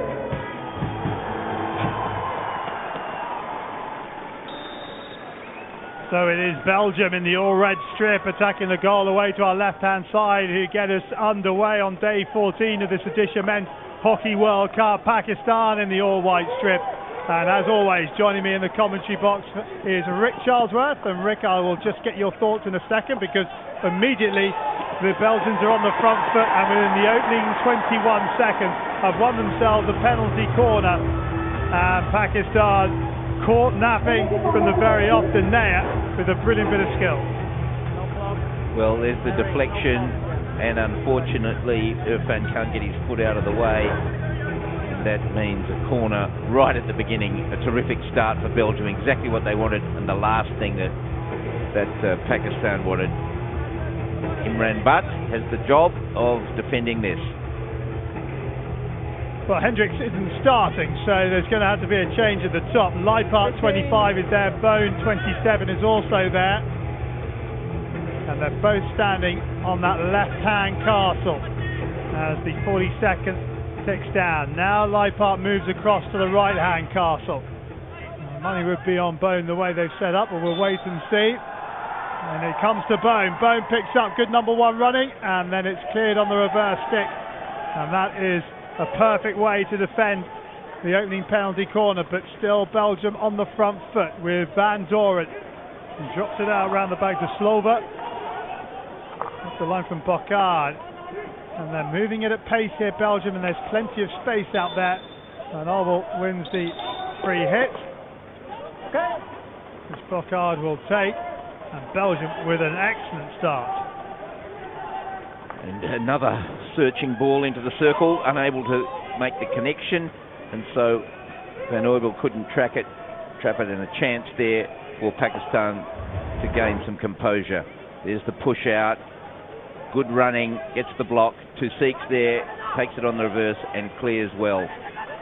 Pakistan have got a breather, thankfully for them. That first penetration, though, that was a ball fired to Danaya. Danaya leading in the midfield, and he did very well and had a chance to get into the circle. Not so well handled, that long ball, and now Pakistan have it in their top quarter. Here is Umar Bhutta. Can he provide some of that magic that sometimes flows from his stick, or the wand? Ball down that left-hand channel finds Ali Shan. And Shan wins the free hit, which he'll take himself, and he rolls it back out. Ali Shan once more. Bilal. And Charlie, Pakistan have got the quality to upset any team here, but have they got the consistency? That's what they've got to find. They've got to play consistently. They stay in the game. The longer they're in the game, the better. They also looked a bit disjointed against the Dutch. You had the 4 or 5 guys at the back and 4 or 5 guys at the front, and not much in between.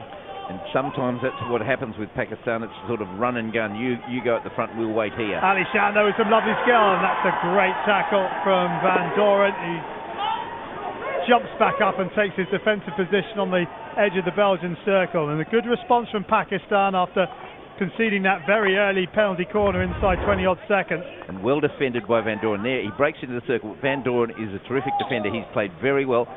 Did he deliberately knock it over the back line? I don't think so. He dived, but he was clear of the Pakistani body. Very well defended. He's really important for the Belgians. Here is Irfan Senior. That onto the foot of Van Abel. Here is Umar Bhutta. Bhutta runs into Bone and goes down. A little bit untidy by Bone, but I don't think there's anything more than that. Later on, last quarter, it might have been treated differently by an umpire. Guys, listen, it's here. And Barstow just getting in the right place. There's that's good there, Shane that's McLeod. Took over ahead of at the Rio Olympic Games. Doesn't look like he brought a razor to this tournament. Maybe it's his lucky beard. I think that's what he's doing. He's going to go right through the tournament, and hopefully by the end of it, he'll be Father Christmas. Just in time. Play on the officials, and the free hit has been won by Dokier. He's a very experienced coach, Shane McLeod, for many years in charge of New Zealand, now back in Belgium where he spent a lot of time in club hockey, and he really has a very good record and a very capable coach. Yeah, he coached the Belgian women's side for 4 years, 2002 to 2006, and well, he led Waterloo Ducks to the Belgian Championship in 2013 and 2014. Aerial ball thrown, well brought down by Dokier. Dokier chopping it out up towards the circulator, looking for Thomas Brills, but then Bilal stretches and wins the free hit off Cunard. And Bilal did well. He jumped in front. Those long passes into the circle, you've got to be in front. You can't be waiting behind. If a 50-yard pass finds an attacker in the circle and you're behind him, then you're in trouble. You have to make a tackle in the circle. It's difficult. Umar Bhutta there winning the free. Mermans, he is the player that came out to replace John Doman. He arrived at less than 24 hours for their last match, so he didn't actually take to the field in the game against South Africa. And the two reserve players, Mermans and Kina, both played in the Belgian system for some time. They're not novices. They have some experience. Selected behind by Doman, who is the player on the line to goal. Yeah, that spare defender, he has to cover that hot line to goal, and Doran is one of the very best at doing it. Almost affected onto the Slover's foot. But the Slover aware enough to drop it out, or lift his foot up. Cunard. Oh, it's got a little pocket to run into. Feeds it to Brills on the Belgian left. Brills. Dokier. And there's Rayan Butt, coach of Pakistan. We've seen him around Pakistan teams for a long time. very experienced. His brother, of course, is the goalkeeper, and he would be wanting them to be able to stay in this game. They have to stay in the game. Just previously, though, that a soft turnover in attack, it was seemingly unimportant, really, but it just gave the ball to Belgium, and suddenly you're chasing, and every time you have to chase the ball back, you wear yourself out. They're the world rankings, 10 places between these two sides. And the head-to-head, well, this is the 12th. Pakistan won the first 8. This is when Pakistan were at their pomp, and since Belgium won their first at the 2014 Hero Champions Trophy, which was played here by 2-1, they won the next 2 as well. So Belgium on a run of 3 wins against Pakistan. They've played twice this year, in fact, both in Breda at the Hockey Champions Trophy. We'll come to that in a second, because here is Arslan, and the free hit goes Belgium's way. Yeah, they played twice this year already in Breda at the Champions Trophy. 4-2 to Belgium in the pool, 2-2 in the 5th-6th playoff, which Belgium won 2-1 in a shootout. There you go. Here's the ball. Arslan should do better here. He can win a corner. Why is he trying to take a shot? Just turn, and Hendricks is reaching for the ball. You turn, you spin onto the flat, and you can win a corner. You've got to upgrade when you get into the circle. It's a wonderful pass to find Arslan, but he didn't really make enough of it. Briels down the line, and Charlier goes to ground after the tackle from Mubashar. Hendricks, lovely little ball by Wenye underneath. Wenye's impressed in this tournament. He has. No, he's got real pace, and he's tough and hard. He runs on the corners, so he does a good defensive job for them. He's going to be a very good player. Sometimes a little bit wooden in his disposal, but you've got to say, for a very young player, he's impressive. He's just 22 years of age. In fact, it's his birthday on Christmas Day.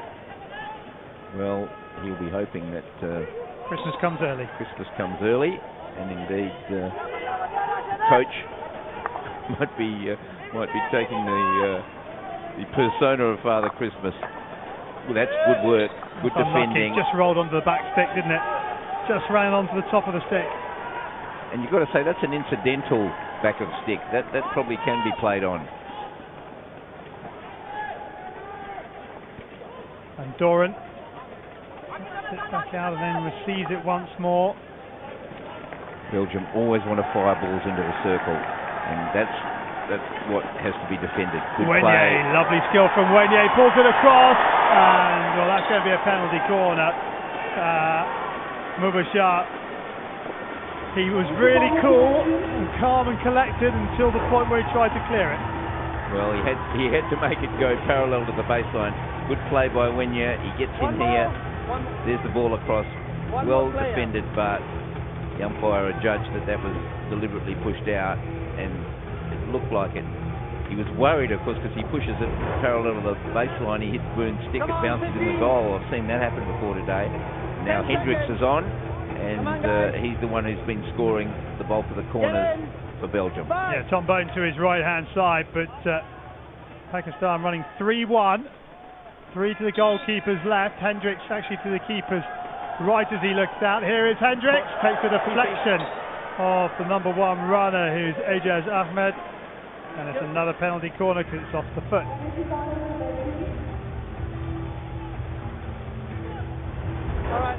Well, there's the run. Got to be brave. Gets the line, just hits his foot and over, covering the right. To his right is Imran, the flick going to the other side. Again it comes to Hendricks. Hendricks picks up and he's fired it down the left channel of Imran Butt's goal, and it's hit the backboard, and the opening salvo is fired by Belgium as they take the lead. Belgium 1, Pakistan 0. Well, Hendricks confident, his 4th goal for the tournament, he's in form. He's looking to the goalkeeper's left, and that's a ball that Rashid can save. He just needs to get a tip on it, and it goes wide. It's low. That's the ball that the postman has to save. Can't blame the goalkeeper. He can't cover both sides. The previous shot was going there, and Rashid disappointed, I'm sure, that he didn't get a touch on that ball. That was savable. So 9 and a bit minutes in. Hendricks has his 4th goal of the tournament and might just take his place in the pantheon of top goal scorers on our graphic at the end of the day. And indeed, we've got a record of goal scorers. Some teams, of course, are going to play more games than others, so you wonder whether or not it's ideally fair for those that play less games. Long corner. Long ball, and those long searching balls can't get into the circle so easily. Van Abel spins on a sixpence. Belgium will recycle. Aerial ball, and there's plenty of space down on this left-hand side. Well brought down. But Ahmed Shakil Butt, the replacement skipper, is on hand to repel Belgium on that occasion. And there's a couple of players that are running towards each other at great pace. Bocard and the Slovum, they managed just to avoid each other. Let's have another look at the goal, Rick. There's the flick, and right through the postman. Rashid was there. He's down low, but late, and that was savable. Very good, hard flick. No chance for the goalkeeper, who has to cover the other side. Nard. Hands. And the call. Not sure who's holding who. But Shakil Butt can't quite get there on the reverse stick, and across the face of goal by Van Abel. A shot out of nothing from the Belgian number 8, and he almost finds either space at the back post or the Belgian player sliding in. Martin, was that a too Well, top unfortunately, Ahmad Butt fumbled this ball. There it is. He's got it in control. Fumble, falls behind him. Van Abel's there, and right across the face, a diving Belgian player, nearly just too late. Tom Bone sliding in at the back post. He was a second late, really, so he wasn't that close to it. But Van Abel could have found the goal, and just a fumble by Pakistan. They can't afford those sorts of errors. They're good ball handlers, but this Belgian team will keep firing balls in there. If you make those sorts of mistakes, you'll get punished. There is Bilal. Crucial for Pakistan to get back into the game as soon as they can. They have to be hurting Belgium, have to make Belgium defend. Nard. This is Zanea. Hendricks. Across they go. This is Loic Leipart. The Slova shapes to go to Leipart. Comes inside the attacker, who was Arslan Kadir. Looking to find Charlier, but long corner. And Bilal got a touch on it. And he's reversed, and that's why it was a long corner. Not sure who's covering that hotline to the goal. Seems to me sometimes it's too open for Pakistan. You've got to work hard to get that angle. Frills. Nard. Lovely whack into the cycle, pulls it back, and Thomas Frills makes it 2-0. But all the work was done down the right-hand side and round the back. Brilliant individual skills to set it up. Thomas Frills in the right place at the right time to finish it off. And Belgium lead by 2-0. All made and created by De Keppel down that right-hand side. Well, there's the ball knocked inside by Gennard. Purple does well. Runs the baseline. Reels is there in front and finishes perfectly. Indeed, Rayan Butt mentioned how dangerous those people were in the warm-up when he talked about the Belgian team, and there it's come to fruition. 2 goals in around 3 minutes for Belgium. A second goal from open play from Thomas Frills, and Belgium have had an excellent start. They came out the blocks on the front foot. Pakistan have had a few moments, but really it's been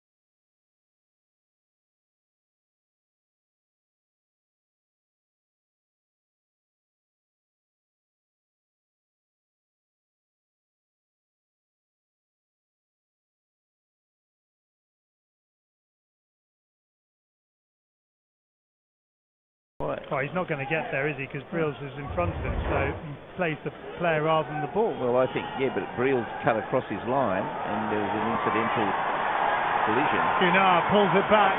No one in red there. And forward away. And look at the pace injected by Abu Mahmoud, but he's never going to get on the end of that from Arslan Kadir. I'm aware of the one in the middle, but I feel like we don't want to pick that one. I mean, Tasik's just as entitled to go for the ball as Brills. Brills can't get in the way and then slow down. I don't know. Anyway, 2 minutes.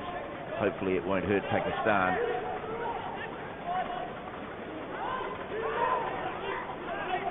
They just don't look like they can penetrate. There's a wall of red in front of them. Well, neatly done from Van Abel, but he can't win possession back. And here is Arslan Kadir, but he's run out of time. And Belgium go into the first break, leading by 2 goals to nil. Brills with the second, after their short corner specialist Alexander Hendricks had given them the lead. And Belgium in this crossover match are firmly in control. But they need to push on. They can't take their foot off the gas because Pakistan will certainly come back at them. But after the first 15 minutes of play, the world number 3 and Olympic champions are 2 goals to the good against Pakistan.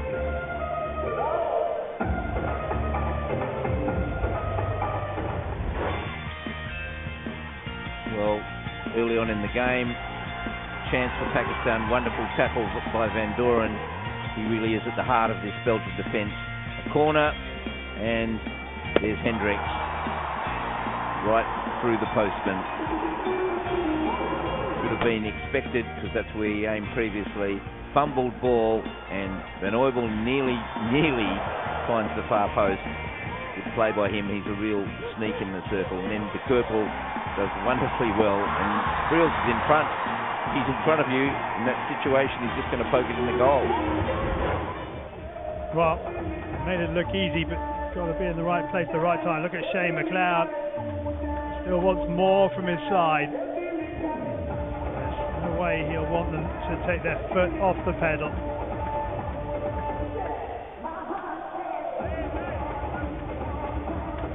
So here are the stats, and well, Pakistan more possession, but Belgium doing more with the 47% that they've had. Well, they really have had the better of the game, Belgium. We said at the beginning, Pakistan had to stay in the game as long as possible and to take their chances when they came. Well, Belgium have made the chances. Pakistan really haven't had a shot at goal, and if this continues, it won't be interesting. Belgium then get the second quarter underway. They're leading by 2 goals to nil. Remember, the winner of this game faces Germany in the quarter-finals for the right to face either Argentina or England in the semi-finals. Bocard driving to the head of the circle. Here, trying to make some space with Charlier. And Pakistan through Irfan Senior get it out of harm's way. Interesting run by Bocard then. He's playing in the position where we used to seeing Stockbrooks and really quite penetrating. We saw the Kerpel earlier. Good interception. And Shaquille Butt with the interception, trying to get Ejaz Ahmed away, but the pass just wasn't quite in front of him enough. He had to break his stride. Umar Buta. And Shaquille Butt cracks it across. And a penalty corner off a foot, and here is a chance for Pakistan. A hard ball here into the circle here. Got a little deflection at the foot of a Belgian player. There's Leipart trying to put pressure. Yeah, running back. It's the Belgian player. Okay, 20 seconds, guys. Guignard, is it? Slover. Just unlucky, not much he can do. He's running back to the circle, gets a little deflection. Pakistan try and hit the balls hard into there. Can they do something from here? They really need to. Alain Bilal. Okay, here we go. He's standing at the top of the circle. A few others hanging around, but we'll wait and see who steps up. There's Alain Bilal, the little slip, and moves to the Pakistan left wasn't enough, and Irfan Senior just can't get the shot away, and then it's deflected behind for a long corner, but the ball wasn't moved far enough by Pakistan. Well, it wasn't slick at all, not crisp, and unfortunately no quality shot at goal. You've got to get a quality shot off every corner. You might not score, but you want to be able to be slick at the top, and that really wasn't.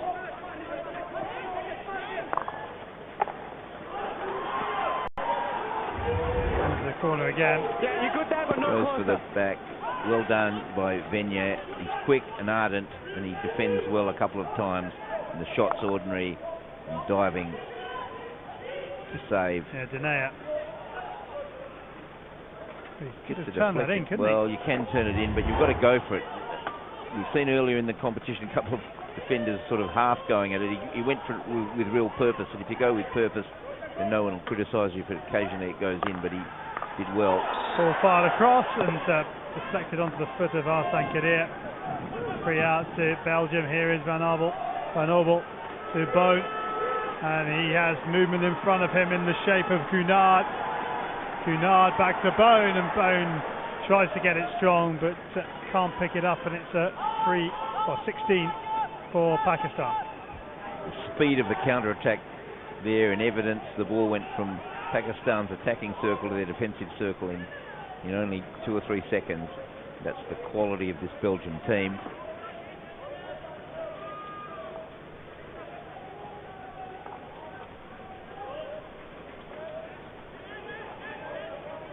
Pakistan had a couple of moments. That's better for them. Can they sustain it? Shakil Butt continues his run, still going. The Pakistan skipper, lovely work trying to find Bhuta. Can they get the shot away? They're in each other's way. Ali Shan puts it over the bar. That's better from Pakistan. Just need to be a bit clearer in communication. Lovely skill here. There's the slip. Belgium at 6s and 7s, both of them wanting to swing at it. And finally, unfortunately, a shot that the goalkeeper didn't need to save. That was Hassan Sada, his head in his hands on the Belgian bench. Manager coach this team. Sometimes his manager, sometimes his coach. Yep. Been a bit of a revolving door, hasn't it? The coach's position. There's Rayan Butt and Hassan Sada next to him. Of course, Hassan Sada was a wonderful player for Pakistan. Gold medalist in '84, who was the leading goal scorer in the Olympic tournament. One of the real greats of the game in that country. Well, certainly they'll be hoping he can impart some of that knowledge and success onto this group of players. That's a nice looking ball. Ali Shan. Well, they tease us, don't they, Charlie? Because we see real quality from Pakistan and then sometimes real disappointment. Here's another bit of quality, perhaps, from Just drop the stick. Abu Mahmood.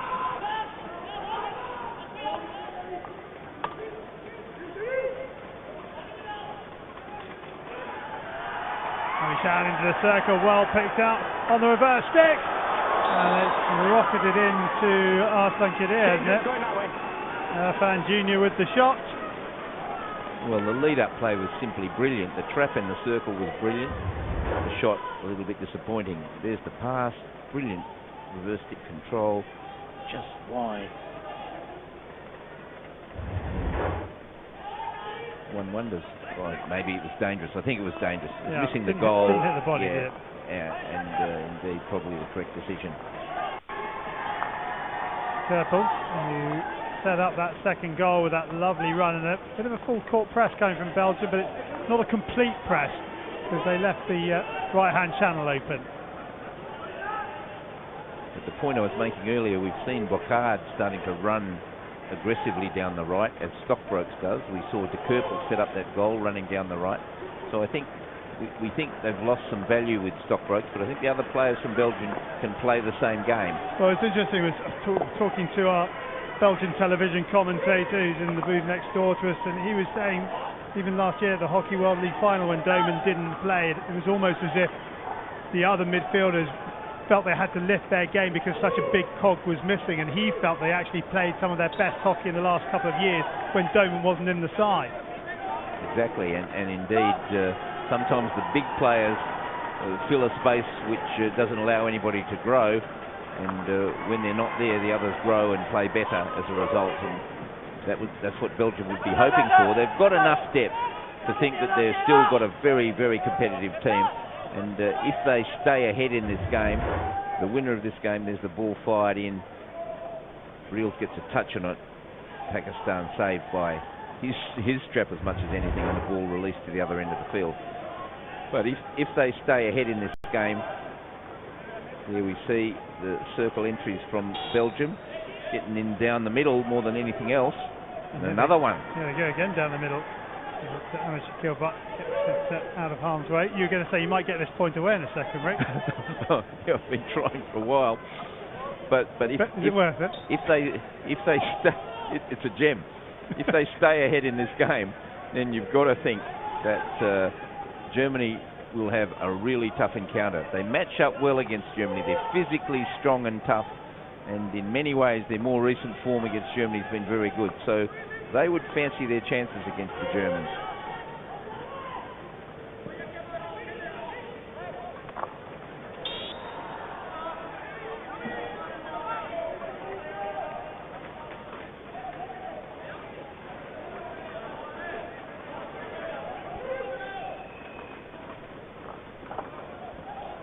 So, ball dropped out. And here is Belgium again. Wenye, a little unlucky trying to play it first time. He went for a clever little piece of play, didn't he? You know, he's got some class about him. Here's a chance at Mushabar into the circle. What a stop on the reverse stick that is by Van Doren. Measured reverse stick pass from Denea. Marbuta into Denea. And a chance for Belgium to break. Tom Bone all unmarked on that right flank if they want. Keena plays it to the left hand side of Van Albel.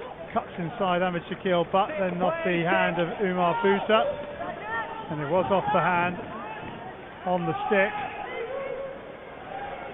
This has been much better from Pakistan this second half. They've had some chances. They've been in the circle. They're getting penetration. Here's Mahmood. Measured ball. Picked up by Ajaz Ahmed. And there brings it away. Pakistan gives them more possession. They're doing more of the attack as well. But it's what they're doing with it. And they have yet to have a shot on target. Well, promising attack then, and with Denaya's very good tackle in the circle, pickpocketing Pakistani attacker. And Denaya, of course, he runs from one end to the other. He's really important for this Belgian team. He's the link and one of their very, very best players.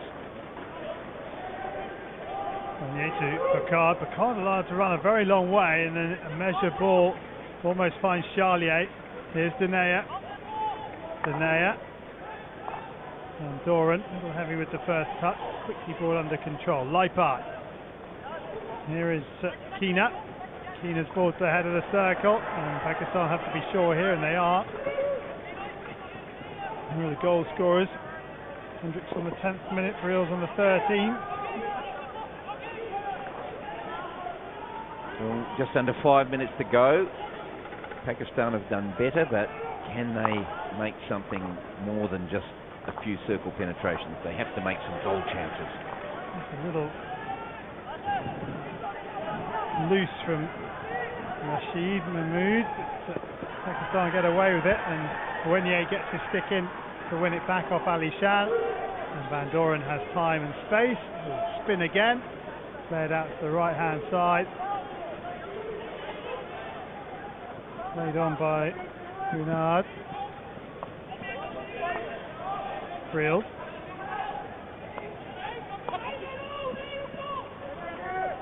Hunard laying up his options. He'll come out. They'll go around the other side to where they want to be. Good space there. Good pass. Hendricks finds the pass. Now Danea plays it into the circle. Can they find a penalty corner? Oh, the deflection has gone in! Did that come off? I think that came off the Pakistan player. Ahmed Shakil, but the goal will go to Charlier because he was the last Belgian to hit it.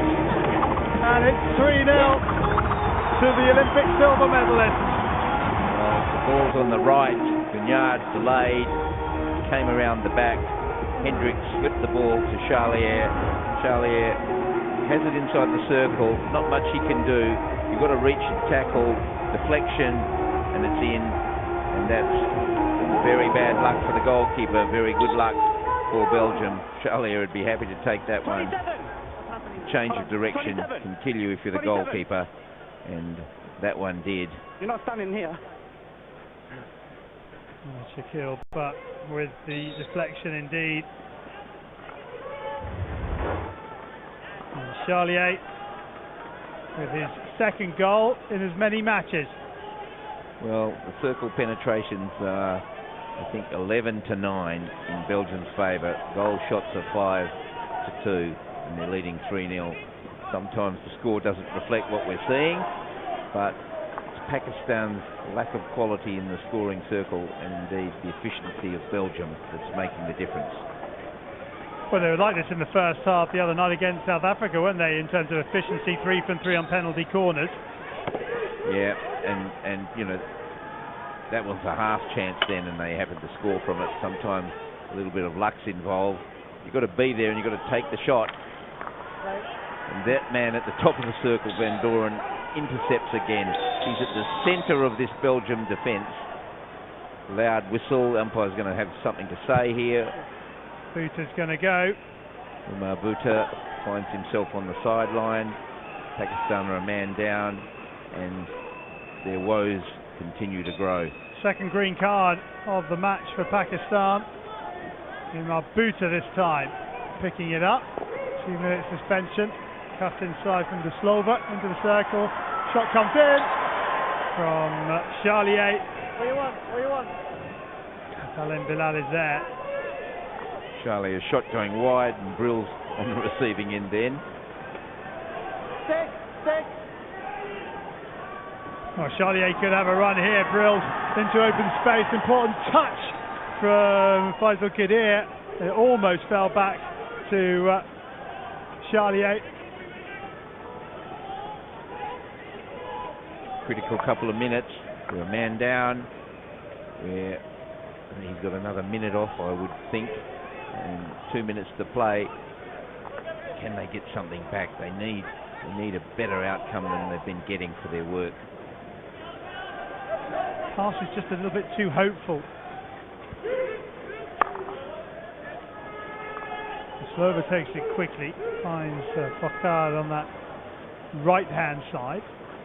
Leipat, Slova, picked up and dispatched by Dokier. Danea, Leipat, Fakar to his right, De Slova to his left. Here is De Slova. There's Mermans in front. Here is Charlier again. Good work from Charlier. Pushed it goal bound and deflected away by Ali Shan. Charlier standing in the middle of everything, going right for Belgium at the moment. Fakard will recycle. Final 70 seconds. Leipat allowed to run to the 23.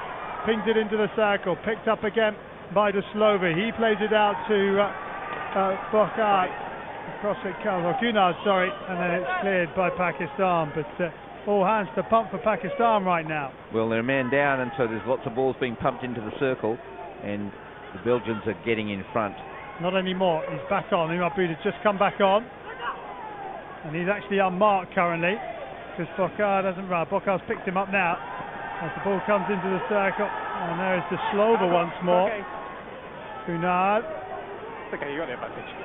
Merman, Charlier leaves it for Van Doren.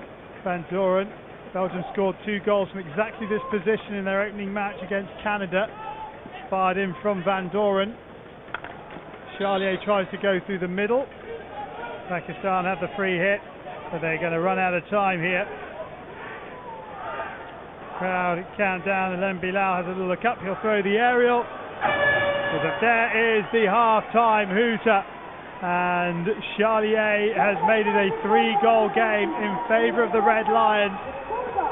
And the Olympic silver medalists are firmly in control of this crossover match against Pakistan. And with Germany awaiting the winners in the quarter-final, Belgium are red-hot favourites to book that ticket, because at half-time they lead Pakistan, the 4-time winners of this World Cup, by 3-0.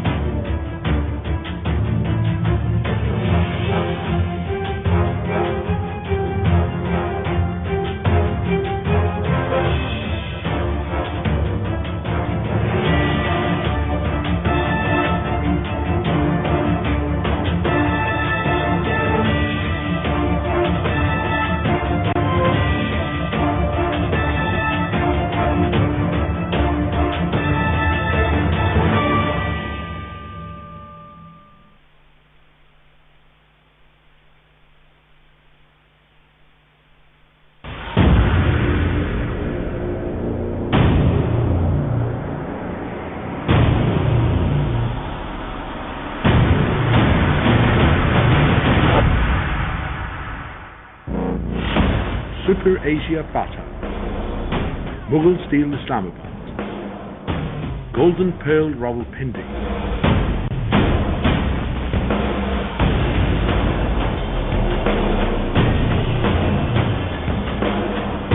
Kohat Cement Peshawar, Shama Multan. See that, Malik this time slicing into the hand. Hard ball. Mezu Lahore Blues, 5-star form Lahore Whites, Bilal Karachi Whites,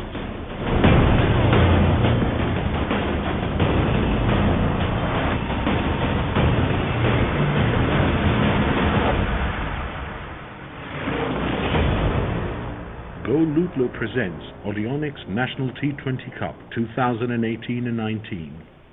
You'll see players playing for different regions. Time cut away, but straight to the fielder. Uwais, the man from Rawalpindi. No, that's not Uwais, is it? Danish Aziz. He's from Karachi. But Uwais is playing for the Karachi side. He's from Rawalpindi. Nice to have a mixed plate. Well, you get so confused that in the end you're excused all the mistakes. Well, that's what the departmental cricket do anyway, isn't it? Ratal again, this time use of the feet, misses that one. I've had a lot of discussions on this department and regions thing, and I'm sort of completely saturated by now, because this has been going on for years. So let's focus on this T20 cricket.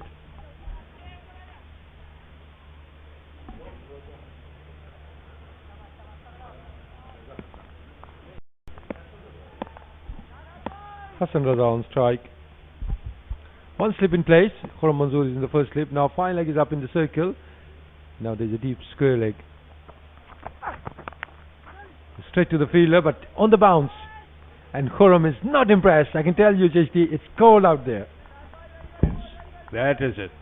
Now, it didn't hurt so much physically as it hurt his ego. Ah, there's my friend. Hello, how are you?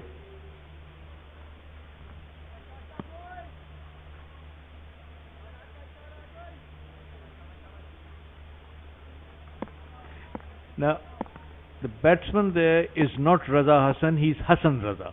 Not to be confused with Hassan Raza, who played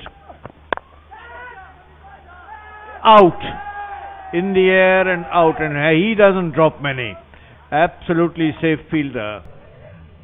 There it is. Well, a soft dismissal in the end, a slower ball. Couldn't read it. Hassan Raza ending up just chipping it straight to the field in the covers. A soft dismissal. Clever bowling from Rahat Ali. A good comeback. That off cutter was way too early in his stroke, Raza Hassan. The first blow for Multan, losing an early wicket. Hassan Raza caught by Ramiz off the bowling of Rahat Ali. He hasn't scored. In fact, he's faced 7 deliveries.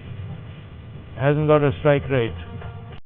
And it's 6 for 1 at the end of the second over.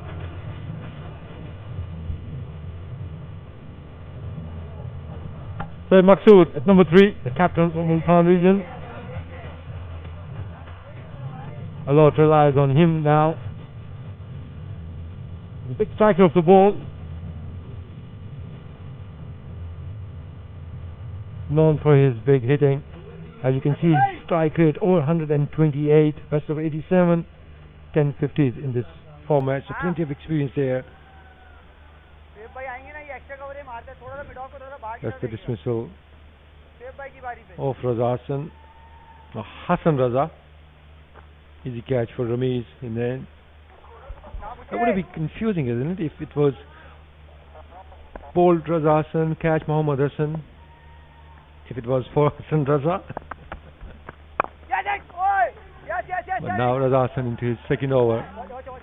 And he's one of those spinners, the left arm spinners, known to be really good with the new ball. He likes to bowl in the power play, Raza Hassan. There's a scorecard which once read, Lily caught Willie, bowled Dilly. You have these things.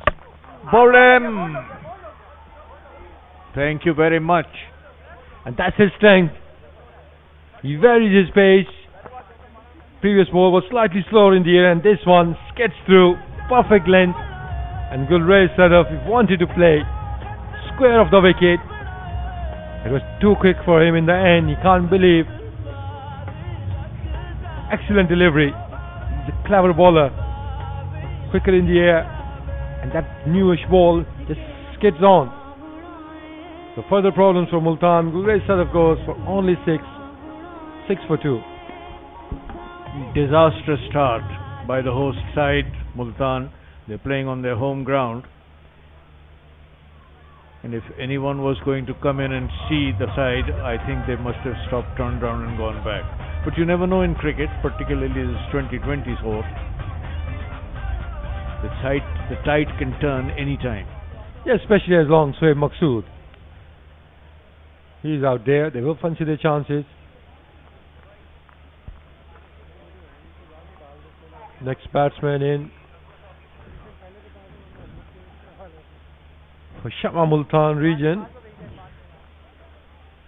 is Mohammad Irfan. Mohammad Irfan Khan. 14 matches for him. Known for his leg spin, but I can tell you he can bat.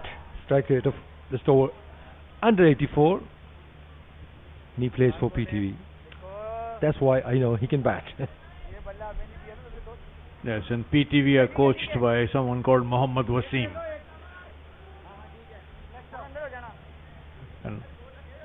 And there it is. The bails are off in the air.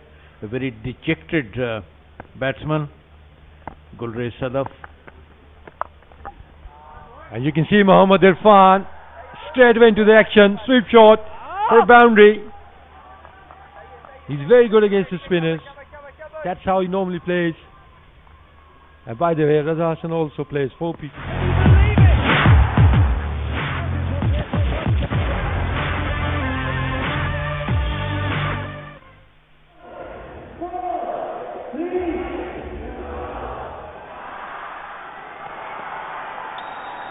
Pakistan then get this second half underway, attacking the goal to our left-hand side as we look down, and they trail by 3-0.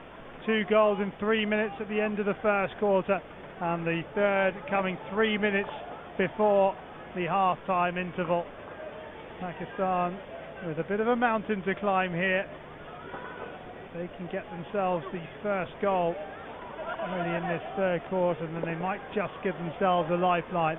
We've seen some remarkable turnarounds in this competition, notably New Zealand coming from 2 down in the final 10 minutes to draw with Spain 2-2. And Pakistan will just have to believe. Ali Shan shakes to put it across the circle, but then is dispossessed by Florent Van Obel, the Belgian number 8, who's winning his 200th cap this evening. Remember, the winner of this game will play Germany in the quarter-final. The loser will be getting on an aeroplane and flying home. So all to play for. Dire straits for Pakistan. They really have to give everything. You've got to get back into the game. You've got to make a goal. That's the only way you can start to put doubt in the Belgians' minds. Guignard, not sure about that one. The umpire confident. Well, the umpire's saying he's allowed to defend, but Guignard hadn't actually moved. He was just standing there waiting. But I think the point is you have to throw the ball into space. And Guignard back to make the tackle. Hasn't been a great couple of seconds for him. Yeah, and there was always a Pakistani player next to him, and that's the reason I think the decision was given. Here is Rashid Mahmood. He's a very good player, Rashid, but can he do enough? It's just one, and Pakistan have to develop team play. They have to develop combinations. They have to be able to penetrate as a team. One person's not going to do it for you. Rashid again. If Ali Shan wasn't ready for that. So if he's not ready for it, he certainly doesn't know what he's going to do with the ball when he receives it, but he throws the aerial down the line. Ali Shan. Mood once more. Umar Buta spinning away from Bone. Umar Buta still going. And calmly cleared by Bocard, and Briels will set the wheels in motion again. Guignard in the 3 hits of Shaquille Butt.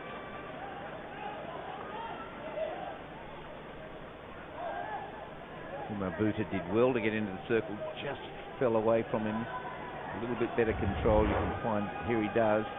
He receives it, runs on his flat, just loses it, and good enough defence to knock the ball away by De Slova.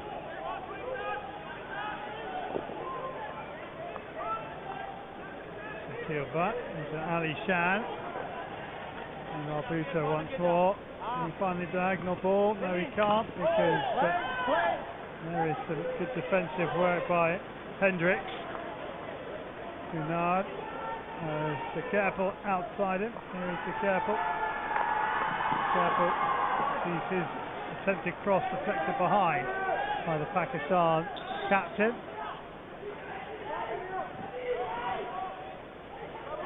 Guignard.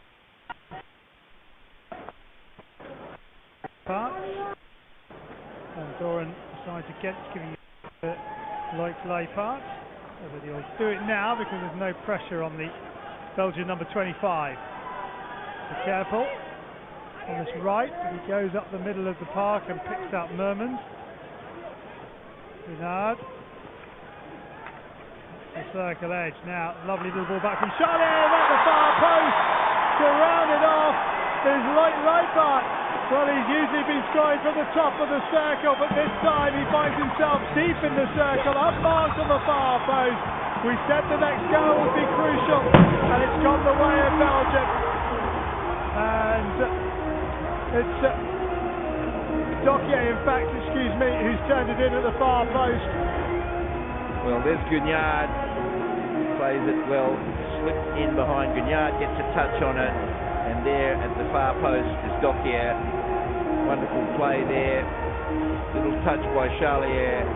The next touch by Guignard that makes it. The Neubel's there, but it's past him to Dokier. Really wonderful play. Started by Guignard, and we've seen it before in this tournament. He creates things, he makes things happen around the circle, and that was a very good team goal. Dokier, his first goal of the tournament. And Pakistan now in real trouble.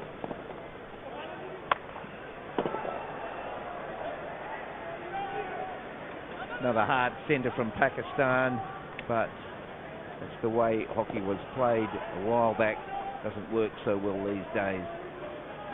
In the end, you have to have those little combinations around the circle to get penetration. Yeah, they need a little bit more finesse, don't they?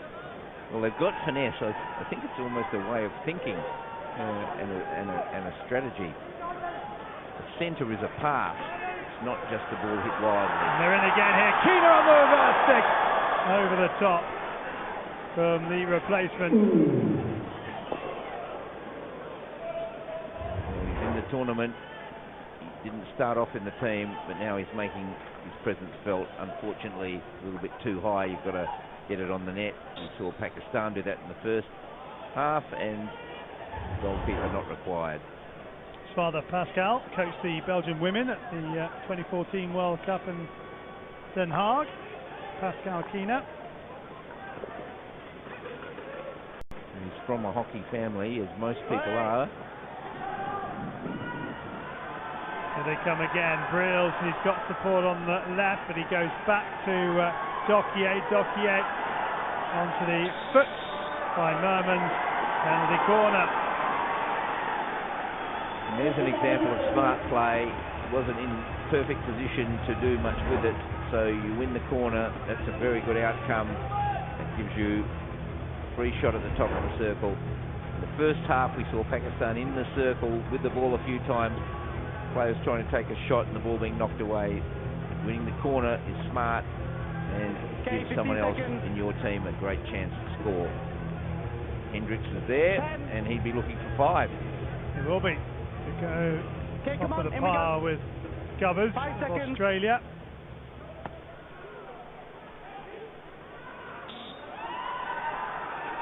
Careful to the right, but no surprise, it goes to Hendricks, and this time off the line. Better on the line from Rashid. Well, for mine, those balls are savable and they're flat, straight at you. If you're on the line, that's your job to look down that channel. And that time Rashid got it light. Pity he didn't in the first half. Hendricks, there it is. Rashid does the job. Better off coming a yard off the line, of course, because you get a little touch on it, you knock it wide, going through his feet. Maybe fortunate. Draw. Well done. It's a draw, yeah. That's a cricket shot in the old books. Probably you played it a bit, did you, Charlie, when you played cricket? You can never hit the ball, you know. Like you? Well, here we go again. Belgium to the far post, but there's nobody there. A player at the far post, and that's a goal too. Really looking like a clinic now. And how can Pakistan change it there? Rashid loses it. Across the face. Nobody there. That's the place to fire the ball if you can't look, because usually your team will have somebody there. Rehan Bhatt, well, frustrating and disappointment.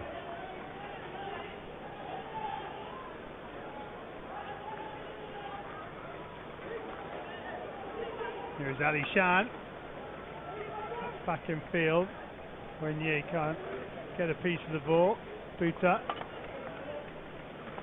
And that left-hand side, and here is Zubair. There's one a penalty corner. Good work from Hassan Kadir. And it really is the case. You get into the circle, you get the stick on the ball in the circle, then you've got to upgrade. You either pass to someone in a better position, or you win a corner, or you get a quality shot on goal. You just have to get in the circle. Here it is. Hits the stick onto the foot, corner. Important. Finally a corner in the second half. Belgium have got to be quick here.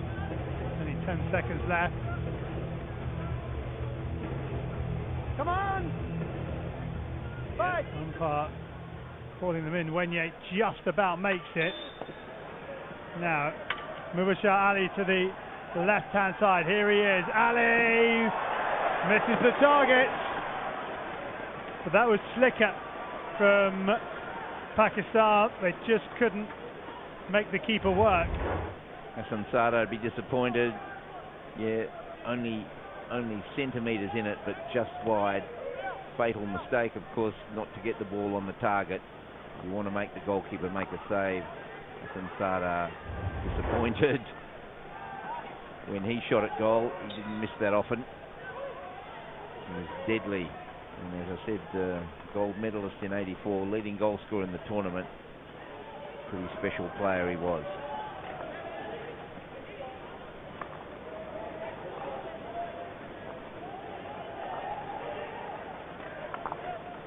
Up that right-hand channel for Pakistan, and an opportunity here. All into the circle. Where's it going to end up? And the answer is on the end of Wenye's stick. Played into Dokier, and Tom Bone can't keep it in play. There's the attack. Runs, just loses his balance, and it's Van Doren again. He's always there at the centre of this defence, doing his job.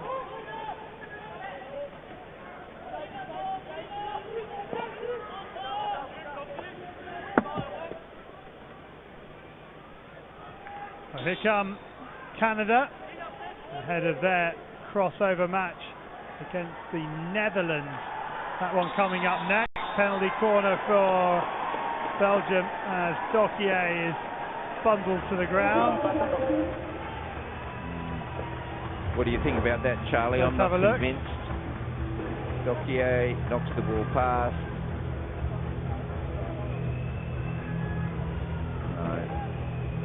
Pakistan player got the ball. I think that's very fortunate for Belgium. For a big lad, he's gone over easily. He went over very easily. The Pakistan player actually hit the ball and there's a clash of sticks. 10 seconds, I don't think that would have been enough to knock Dokier over. I think Dokier lost balance on purpose. Accidentally.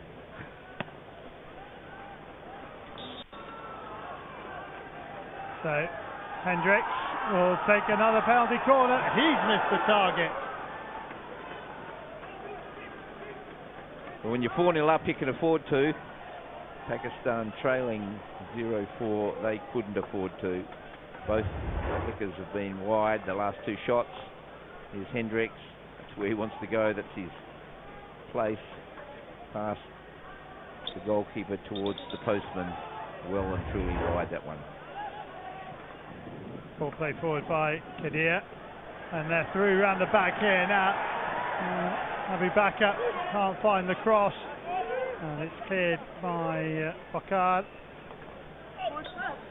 But Martin, something just happened on the sideline there because the Belgian player is not very happy. Oh, what? You two. Right, listen. For me? Listen. Here. Right, listen. Okay. I'm sorry. Guys, what I saw, you're going to listen to me, not to each other, okay? I didn't see what happened, but it doesn't happen again. Okay, is that very clear? Umpires Just bossing. leave each other alone, otherwise you go sit down. Here's the ball in here. Pakistan running, and there's the Pakistan player. He's standing behind. You've got to get in front. We saw Mazzilli on the first day. Bokar there in position. He has to miss it before it'll go to the Pakistan player. Pakistan free hit.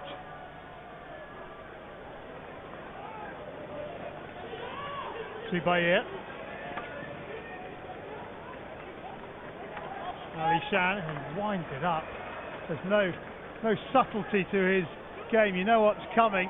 Sort of like a baseball hitter, sort of twirling it above his head before he delivers a fatal blow. Yeah, well, and the baseballers swing with a heavy bat before they go in there. It's like he's getting ready for warming up for a big slog. Right onto the stick, and a chance now again for Dokier. There's no one on this right-hand side. Wenye checks his run to give an option to the ball carrier, who was Gunard. Here come the Red Lions once more. Pakistan get it clear through Faisal Kadir. Naya. And Doran. Well, terrific combinations. They've played well tonight, Belgium. They really are connecting much better. This has been a very good run for them, and good preparation for what will be a critical quarter-final match. And they would rate themselves as a good chance, the winner of this game, to play Germany, and Germany's a team that they've had good results against in recent times. So we're looking forward. That'll be a cracker. Lovely play there. Brills under the foot of Alain Bilal, takes it quickly. Brills trying to turn Alain Bilal inside out, but it's brought away by Faisal Kadir. That's okay. He throws the aerial off the back foot, and here is Irfan Jr. to Ali Shan. An example of their combination. Look at this pass here. De Kerpel leaves it for Brills, and Brills gets his chance, picks it up quickly, and in he goes. Unfortunately, lost control of it there. But the ball that got to him, look, De Kerpel plays over it. That's an example of the combinations and the understanding that exists between these players. Nice footage there, good clip, shows exactly how well they know each other. Booter. Oh well. As Arshad tries to run this down, it gives me an opportunity to ask you what you made of this third quarter. Well, you've got to say Pakistan had everything to do, but in the end, Belgium, too good for them. Too many combinations. They've made the bulk of the opportunities. They're well ahead in the circle penetrations. They've had 10 shots to 3, and that's reflected on the scoreboard. Here it comes again, the big heave-ho into the circle. And that's Pakistan's way, and it doesn't work anymore as well as it might have in former times. Of course, in former times you had an offside rule, so the circle was empty often, and you had people running to get to position. There was space there. Now that circle is full of people, and they're defending it. Ali Shan with the sideline ball. Final 60 seconds of quarter 3. Umar Bouta goes to work down that left-hand side. Long corner, which Ali Shan is going to take. Through Rashid. Bouta on the head of the circle. And Van Doren calmly plays it onto the foot of Umar Bouta to win the free hit. Ahmed Shakil Butt out to the right-hand side. Final 30-odd seconds. Another long ball played in by Pakistan. Here it is, through the circle, and not really missed by a Pakistani, left by their opponents, and fruitlessly over the back line. Well, Belgium firmly in control. Got another 15 minutes to play, and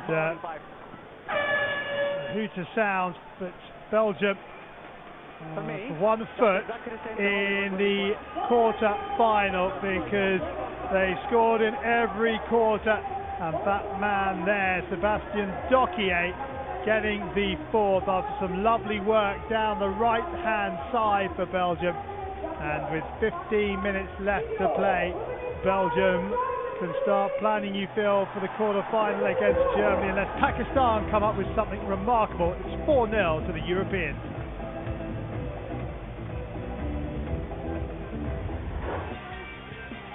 Well, there's Guignard. He makes this wonderful play, flips it inside.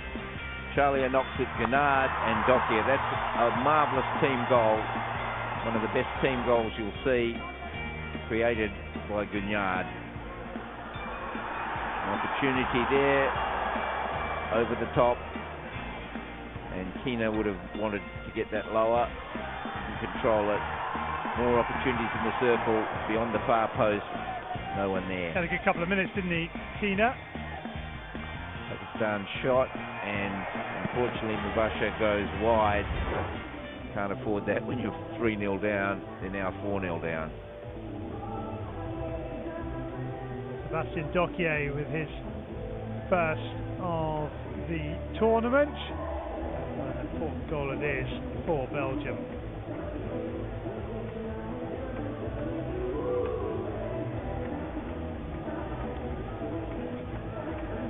So the second day of crossover matches.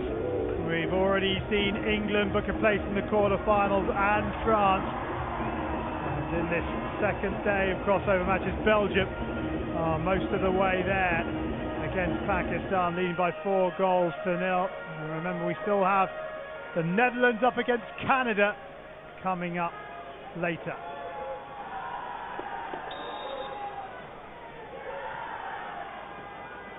So, Pakistan trailing 4-0, getting us underway, attacking the goal to our left.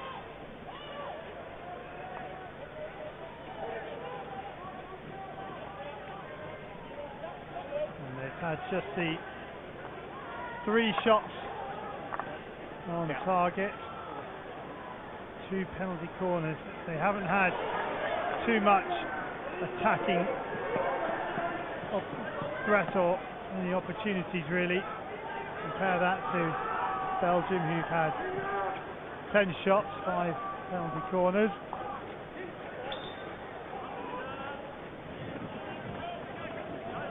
So the Dutch side looking on. This match currently being played on the other side of the draw to them now. Germany will face India will place the winner of this next game between Netherlands and Canada, and then the other teams in that half of the draw, Australia and France.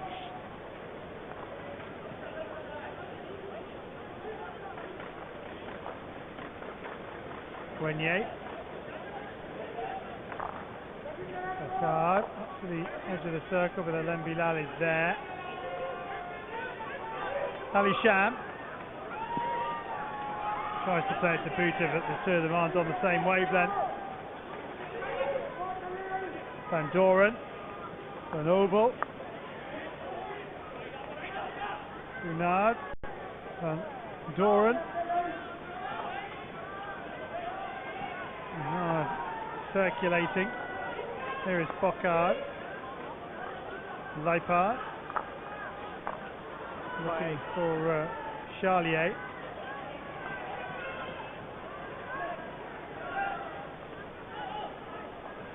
Oh, good work from Dokier. Dokier trying to go around the outside of Tossic, and then he knocks the ball away and concedes the penalty corner. Very after the ball. Well, Tossic frustrated probably. Can be no excuse really. There's the tackle. Messi, Dokier gets the free hit. Tossic must have known, and unfortunately another corner conceded. 15 seconds. A couple of very agricultural tackles in there. Yeah, it was Messi. It was very disappointing, and he could have had a penalty corner just for those tackles. He could have. It reflects Pakistan's day, doesn't it? And Leipart's there. Will they use him? Well, it's almost certainly going to be Leipart. Here he is, and the number 1 runner does his job.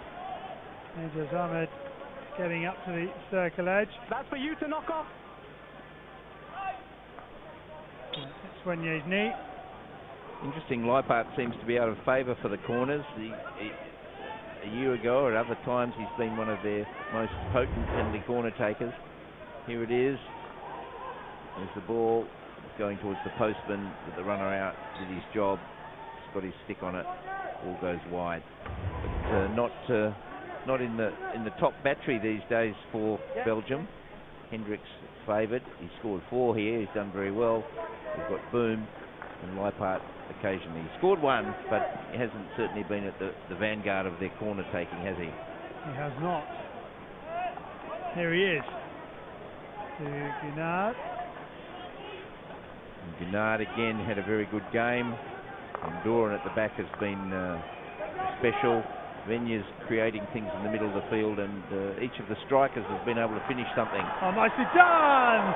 And the first time shot from Tom Bone, that would have been some finish, but they're clicking here, aren't they, Belgium? Well, they're connecting well. That shows this team knows one another. There, Bocard gives the pass, and he runs on. Van Oibel slips it. Bocard following through, touches it inside. There's the chance, and Boone just wide of the far post. Again, nice little combinations, and indeed a good warm-up game now for Belgium. They won't push too hard, they'll do enough.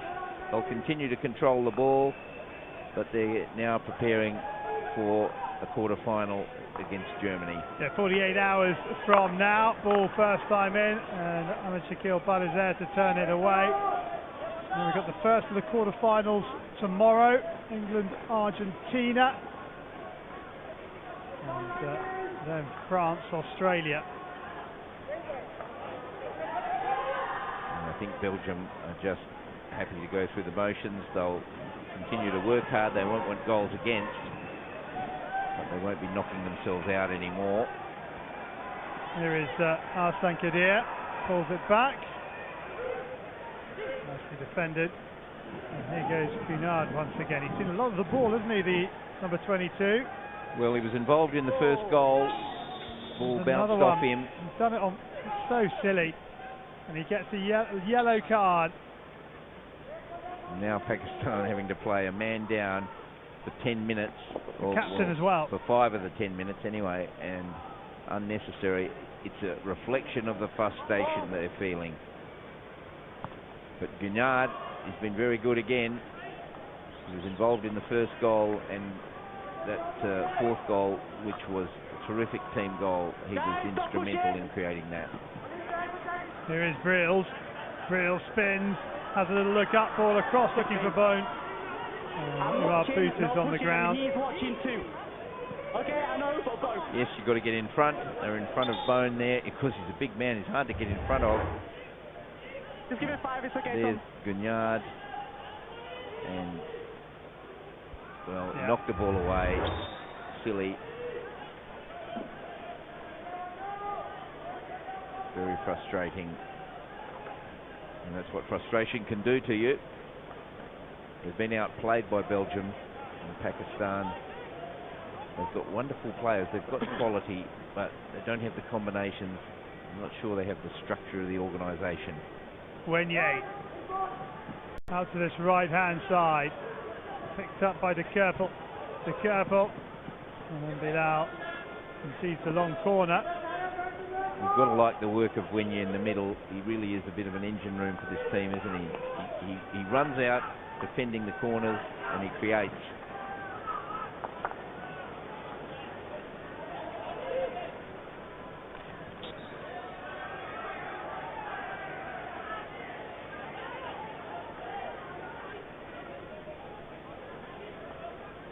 Here come Pakistan. Can Faisal Kadir do here?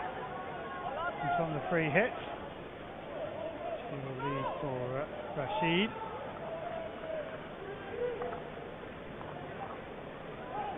Good pressure from the forwards. Reels. He's in! Ball! Ball! Pushing ball. Oh, just edged behind by Abu Bakr, and frustration for Irfan Senior.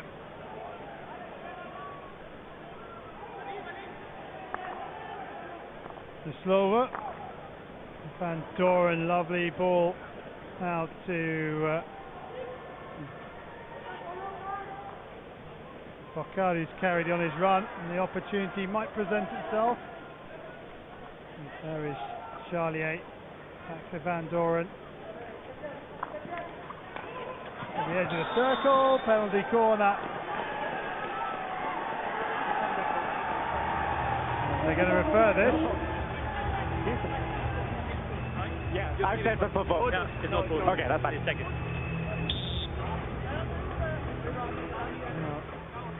Rashid said no further. Okay, They David. might have had some information saying there was. Let's listen in. They're asking for no foot in the circle. So David Tomlinson of New Zealand in the video box. And Bairstow obviously thought it hit a foot. Pakistanis are waiting, they're not even putting the gear on, so they're pretty confident. Here's the ball fired in by Hendricks. Looks like maybe missed everything, might have got a stick on it. Did his hit the Pakistani foot. Players usually know. Hard to tell. Went between his legs. Did it change direction? We'll see it probably best from this angle. Yeah, just the back of the heel, no? Hits the heel there. That's a heck of a spot by Dan Barstow, isn't it? Does it change direction there? I think it does. I don't know. I mean, look where the ball's going here, and then it moves, is it not? I'm not sure. Maybe it looks like it just goes behind. I think this is going to be a hard one for the ref. Maybe not possible to say. The other angle maybe helps better. You know, I've got a feeling it just goes behind. That's why they're looking at it again and again. Maybe impossible to say. Pakistani player would know whether his foot usually feel it. This will be difficult. Sympathy for the video ref on this one. Okay, let's listen in. Dan, there's no advice possible. I can't see whether it's hitting the stick or the foot. So stay with the penalty corner and they retain their referral. Okay, so you keep your referral because there's no advice possible and it's the penalty corner. Right. No advice possible. I think that's what I said, was it, Charlie? I've got a feeling. You're always right, aren't you? No. But sympathy, it's a difficult one, and I think the video ref's done the right thing. No advice possible. They retain their referral, but the decision stands. Disappointing for Pakistan. Hendricks and Bokard at the top of the circle. Okay, here we go. So has Hendricks got another trick? Can he go the other side? Will he go high? And it goes. And the penalty stroke as it hits Rashid on the body. He's cleared one, he's missed one, and now he's had one hit his body. Rashid, you okay? Well, he doesn't go really high, but he goes higher, and that's enough. Rashid down, waiting, there it goes, hits his thigh, no question about that. And Boone, is it? Gets his bone, takes his chance. We're not taking time. No, but now we're taking too long, so come on. Imran Butt's got all his kit off, just a bit of gamesmanship going on. Tom Bone looking to try and make it 5. Tom Bone sends the keeper the wrong way, and Belgium have 5 goals. Tom Bone with it. It's a goal in every quarter, and Belgium maybe just hitting their stride at just the right time.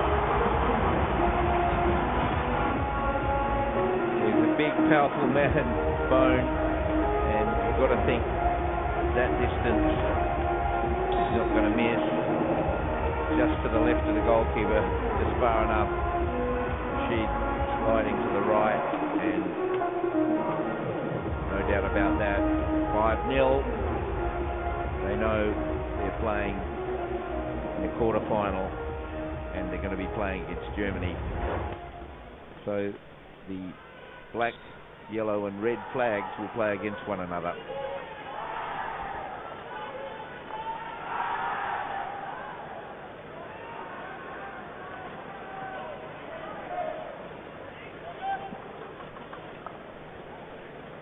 So Van Doren, only real mistake of the day, but it doesn't even cost him that much because Keener's trying to win it back, and then Bone is there to pick it up. It's Tom Bone's first goal in this tournament.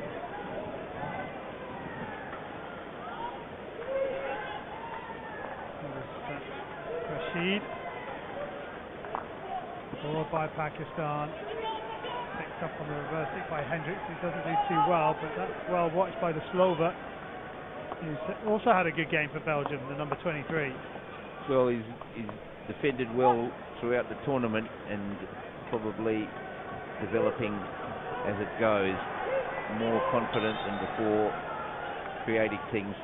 Kina running fast there, just couldn't control the ball across. But this has been a good outing for Belgium, and certainly probably their best performance of the tournament. They looked a little bit sluggish. They played very well against India in the first half, but then they lost it. They were good enough to get back into the game. But I think we're seeing now the sort of combinations and understanding that you'd expect from Belgium. And we can look forward to a really, really tough and competitive quarter-final against Germany.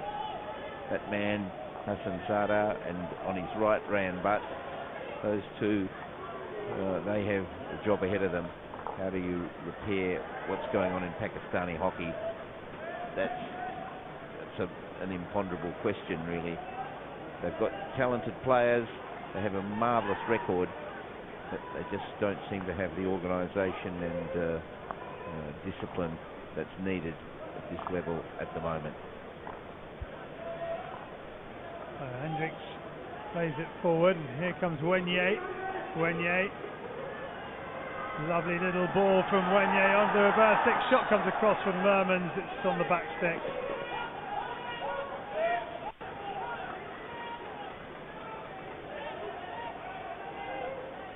And when you look at this Belgian team and how they've played, you know, there were 3 or 4, I think, who are really making a difference here. Their corners are working much better. You've got to say that Hendricks looks penetrating and dangerous on every occasion.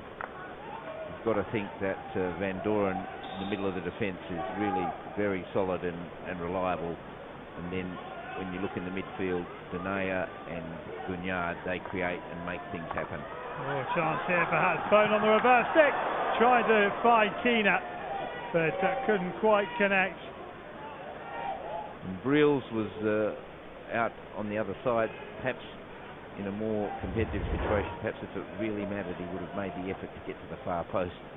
He was standing watching here, and you can't even see him in the picture. That ball goes across the face. Briels didn't bother to get there. He's saving himself for another day. 7 penalty corners for Belgium, 1 direct hit and a second one from resulted in a penalty stroke. So I call that a conversion. I don't know how the statistics are kept, but you know, when you win a penalty stroke and convert it, that for me is a penalty corner converted. Certainly it was the shot on the corner that hit the foot on the line. You win a penalty stroke, you convert it. For me, that's a converted corner. I'm not sure how they keep the record officially, but it probably should be seen as being a converted corner.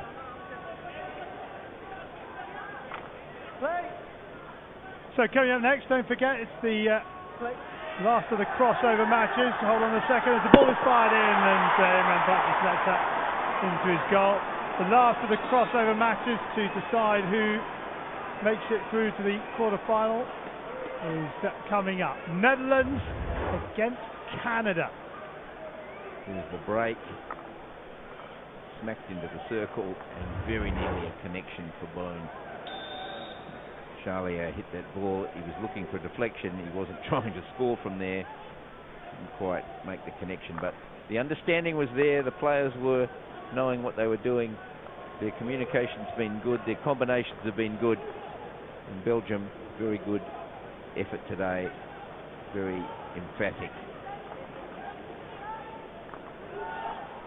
Into the midfield where Mermans will spin and play it out to the left-hand side. Hendricks gets a little lucky as it takes a deflection and finds its way back to Mermans. He's on to Briels, hits his foot, he steps away, taken by Pakistan. Inside the final 2 minutes. Is there a consolation in the offing? Shakil Butt is back on after his 5-minute suspension. Here's the opportunity across the face of goal, and it just bounced away from Arslan, and it sums up Pakistan's day. That's their best opportunity. They worked it nicely, but they couldn't convert it. Well played, and he fed with a pass. Instead of hitting hard, he went with a pass, just a touch in front of him. Just play the game, Rashid. Better play. Long corner. One of the things you think about Pakistan, you think they've got to feed those passes in there rather than sometimes just smashing them too hard.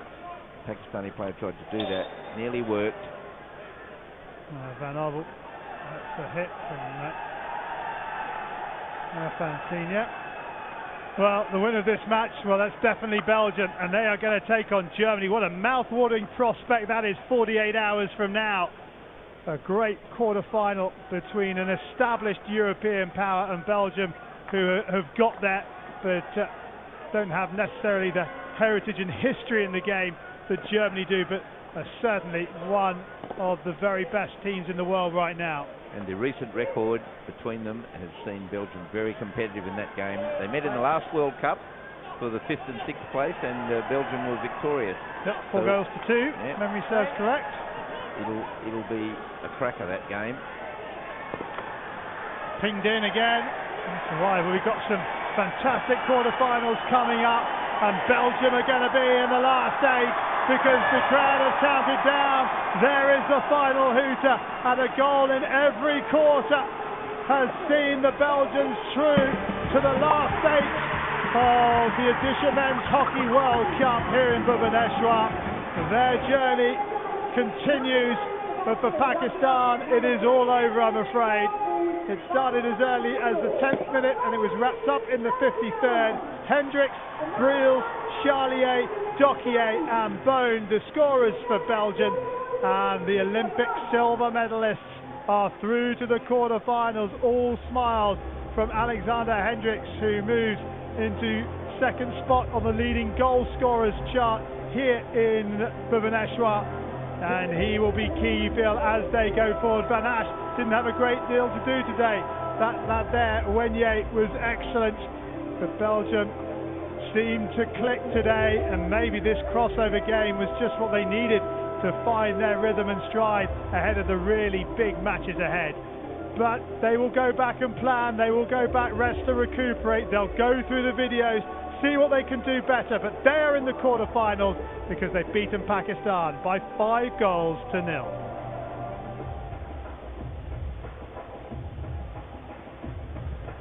Well, Rick, it was a very professional performance from Belgium. Yeah, Pakistan had their moments, but Van Doren was endlessly there, stopping all of their chances. He played very well into the circle. Venya, he created things, and that corner, which Venya made, turned out to be the first goal of the game.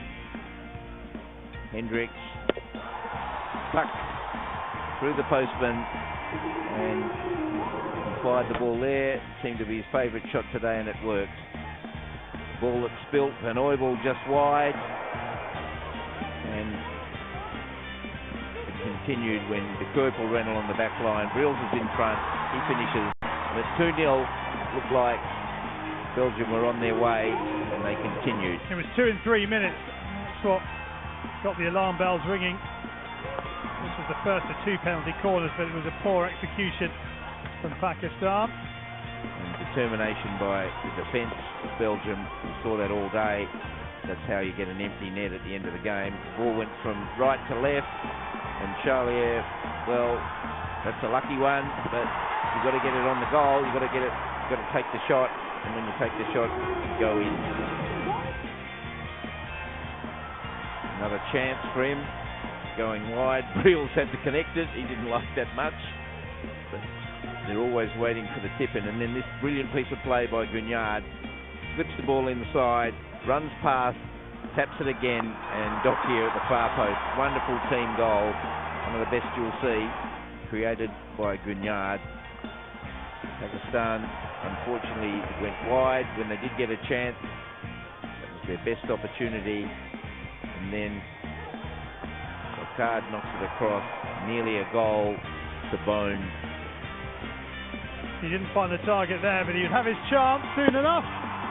Sending the keeper the wrong way to make it 5-0. And here are the statistics. Well, plenty of circle penetrations for Pakistan, but rarely threatened.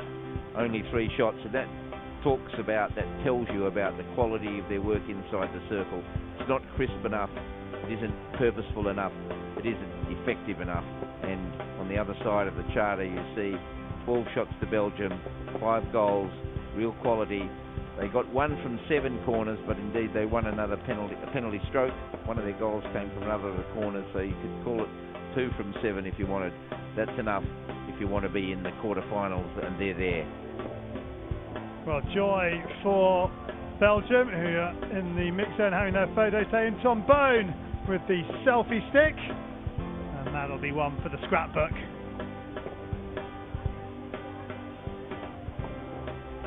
Okay, let's get on to the pitch for the post-match ceremony with Dan Strange. Ladies and gentlemen, welcome to the post-match presentation ceremony of match number 27 between Belgium and Pakistan. First of all, we would like to thank our sponsors, Odisha Government, Odisha Tourism, Hero Motorcore, Baiju's, Dream 11, Star Sports, Odisha Mining Corporation, Tata Steel, Mapletics, Polytan, Adidas, Sahara and Coca-Cola India. We would like to welcome our dignitary to the presentation party, Ms. Subrata Pradhan, former captain of the Indian women's hockey team. The man of the match is chosen by Star Sports commentators, and according to their vote, the award for the man of the match goes to number 22 of Belgium, Simon Gunyar. He will collect a cheque for 50,000 rupees. Yeah, well played to Simon Gunyard. He was effective all day today. And, systematic of how well Belgium played. Well, it was his final touch, but he made the play outside the circle, finished it inside the circle.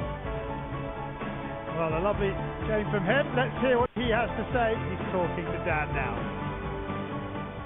Well, Simon, second man of the match performance in quick succession. You must be pleased with your personal performance for this World Cup. I was pleased of the game, and I was especially pleased with the team performance. I think we maintained the control of the ball. I think it was key today, and we are pleased with the 5 goals and pretty confident moving on to the next game. A goal in every quarter, as Charlie Broom said on commentary. The sort of flow of your team this evening seemed to really work out well.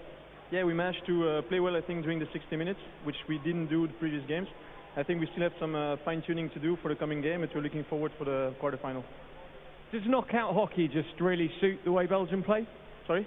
Does knockout hockey really suit the way Belgium play? You've got form in the Olympics. When it gets to the tough games, does it suit your team? Yeah, I think we're growing. We have more and more experience in the team, and I think now we can handle the pressure. We'll see now the next game against Germany. It's going to be a tough match, but we're looking forward to it. So how did you get that win against Germany? It's going to be tough. They're playing really well. We have to manage, keep control of the ball, keep the structure, and fine-tune maybe details at the front. And if we keep on scoring those goals in every quarter, it's going to be a nice game, I think. Good luck for the quarterfinals. Thank you. Thank you. Well, the thoughts there from Simon Gunyard, and of course Belgium will prepare now for the game against Germany. Here is the top goal scorer, and it's Sebastian Gauthier, a nicely worked team goal down the right hand side. Gunyard involved in that. They'll need plenty of that against Germany in the next round. So, Hendricks and Milkow, one behind Govers in the top scorers. And, well, Govers will be in action tomorrow. Hendricks and Milkow against each other 48 hours from now. Well, next up, it's Canada as they take on the mighty Dutch for a place in the quarterfinals and a match-up against India. But one team we know for sure is there, it's Belgium, because they defeated Pakistan comfortably by 5-0.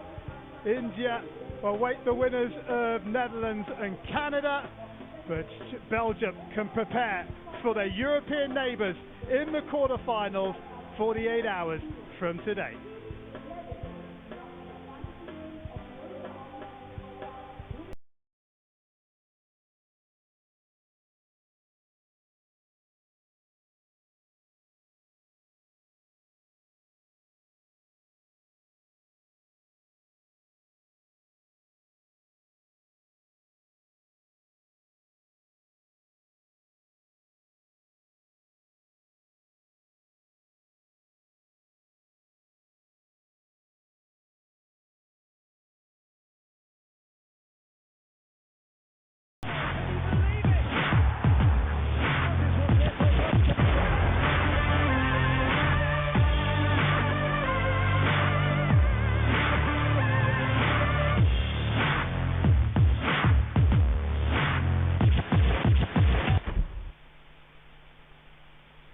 आंखें नीचे करके दिखाओ।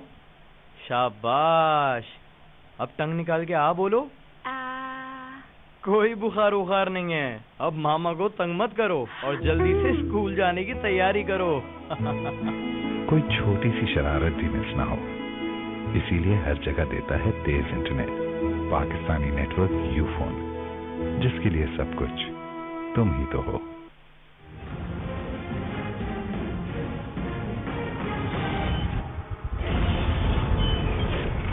Game on है। कहानियां यूं ही चलती रहें, इसीलिए हर जगह देता है साफ आवाज पाकिस्तानी नेटवर्क यूफोन, जिसके लिए सब कुछ तुम ही तो हो।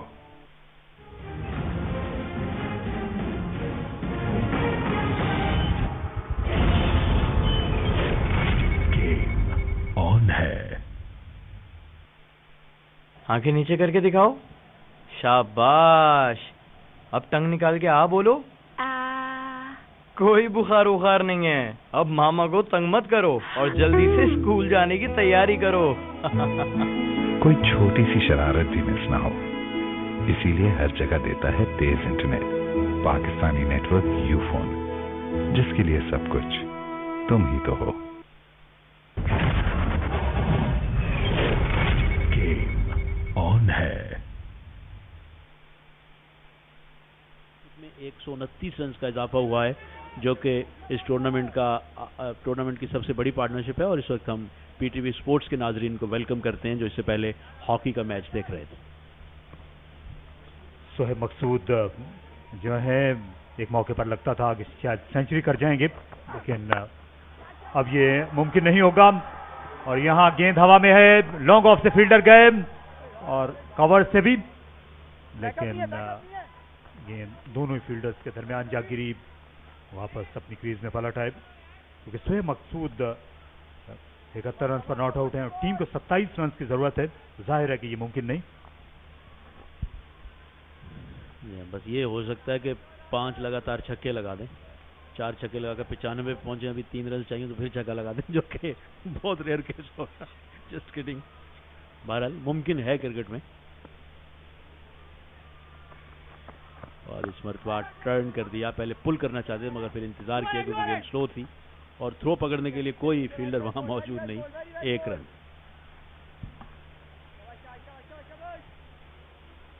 इरफान खान और सोहेब मकसूद के दरमियान इसलिए भी हमांगी है कि दोनों मुल्तान सुल्तान के लिए पाकिस्तान सुपर लीग में भी खेले थे। वहां इरफान खान को कुछ ज्यादा मौके नहीं मिले थे और आज अपनी ऑलराउंड सलाहियतों का मुजाहरा किया है। बेसिकली लेग स्पिनर हैं इरफान खान आफरीदी, लेकिन ये छुपे रुस्तम निकले जहां तक बैटिंग का ताल्लुक है। आज इनका बैटिंग टैलेंट अयां हो गया है पाकिस्तानी क्रिकेट के जितने परस्तार हैं उन पे। ये बड़े अच्छे अंदाज में ये खेले हैं और 55 रन की एक खूबसूरत इनिंग 32 गेंदों पर, और भरपूर सपोर्ट किया इन्होंने शोएब मकसूद को। पहले उन्होंने हिटिंग शुरू की और फिर उनके बाद इन्होंने उनको कॉम्प्लीमेंट किया बड़ी जारहाना बैटिंग के जरिए। और अब 26 रन चाहिए सिर्फ 25 गेंदों पर। एक तरह से जिसे हम कहते हैं कि ड्राइविंग सीट पे है मुल्तान, एक ऐसे मुकाबले में जो कि इस टूर्नामेंट का अब तक का सबसे बड़ा स्कोर कराची वाइट्स ने बनाया था, उसको चेस करने के बिल्कुल किनारे पे पहुंच गए और इस गेंद को डीप बैकवर्ड स्क्वायर लेग की जानिब खेल कर 2 रन और हासिल किए। और इसके साथ ही ओवर भी मुकम्मल हुआ, तो 16 ओवर्स के खेल में 140 पे 2।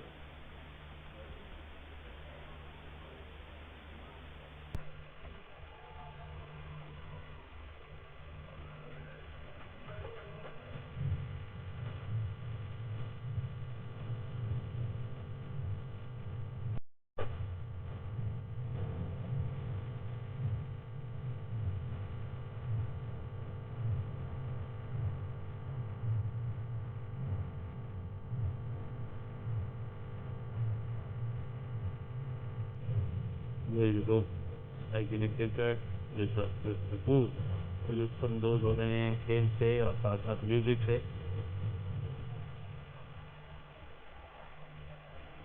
134 रन की पार्टनरशिप सोहेब और इरफान के दरमियान और महज 83 गेंदों पर। क्या सोहेब मकसूद की धुनों पर आज कराची के बॉलर्स ने रक्स किया। जिस तरीके से ये कि यहाँ ग्राउंड में जो म्यूजिक था उसकी धुन पे मुल्तान वाले रक्स कर रहे थे। बैकफुट पर खेला लेकिन स्क्वायर लेग पर एक फील्डर को खड़ा किया गया है। बड़े खतरनाक बैट्समैन है सोहेब मकसूद और आज का दिन यकीनी तौर पर उनके नाम रहा है। और हमने ये भी महसूस किया है राना कि शाम के वक्त गेंद जो है हालांकि ओस नहीं गिर रही लेकिन फ्लड लाइट्स में स्किड हो रही है और बेहतर बल्ले पर आ रही है, हल्की से खुनकी है। बहुत ही खूबसूरत स्ट्रोक इनसाइड आउट वे और लॉन्ग ऑफ के फील्डर से दूर रखा गेंद को वाइड लॉन्ग ऑफ पर एक और चौका। इरफान बड़े जारहाना अंदाज में इस वक्त बैटिंग कर रहे हैं।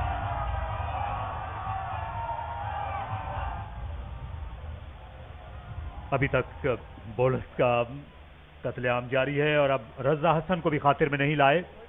स्टार बॉलर हैं और पहले 3 ओवर्स में उन्होंने सिर्फ 8 रन दिए थे। अब सेट बैट्समैनों से उनका पाला पड़ा है। गेंद फिर बाउंड्री लाइन की तरफ चल निकली लेकिन कट ऑफ किया इसे मिड विकेट पर बाउंड्री के करीब अकबर रहमान ने 2 रन का और इजाफा। बहुत चढ़ दौड़े हैं इरफान खान इस ओवर में रजा हसन के खिलाफ जिनको काफी शिकवा है कि उन्हें पिक नहीं किया गया पीएसएल में इस साल। जी हाँ, और इन्होंने पहले 3 ओवर भी बहुत अच्छे किए इस मैच में, मगर अब आखिरी ओवर में इनकी इन 4 गेंदों में 8 रन जो हैं वो बन गए हैं और इरफान ने पिछली 3 गेंदों में 7 रन बनाए हैं। और ठंड के मौसम में ये फैमिली यहाँ पर मौजूद है और मैच का लुत्फ उठा रहे हैं। 2 गेंदें रजा के कोटे की बाकी। शोएब ने फ्रंट फुट पे आकर बॉलर की जानिब खेला, अपने फॉलो थ्रू में फील्ड किया। टैलेंटेड बॉलर हैं और गेंद को अच्छा स्पिन और टर्न करते हैं, मगर इस पार्टनरशिप ने जिसे कहना चाहिए बेअसर कर दिया। इनके अलावा बाकी बॉलर तो बिल्कुल ही नाकारा साबित कर दिए। नीचे रहती हुई गेंद को मिड विकेट पे वर्क करके 1 रन और लिया। तो इसके साथ ही 17 ओवर मुकम्मल, 149 पे 2।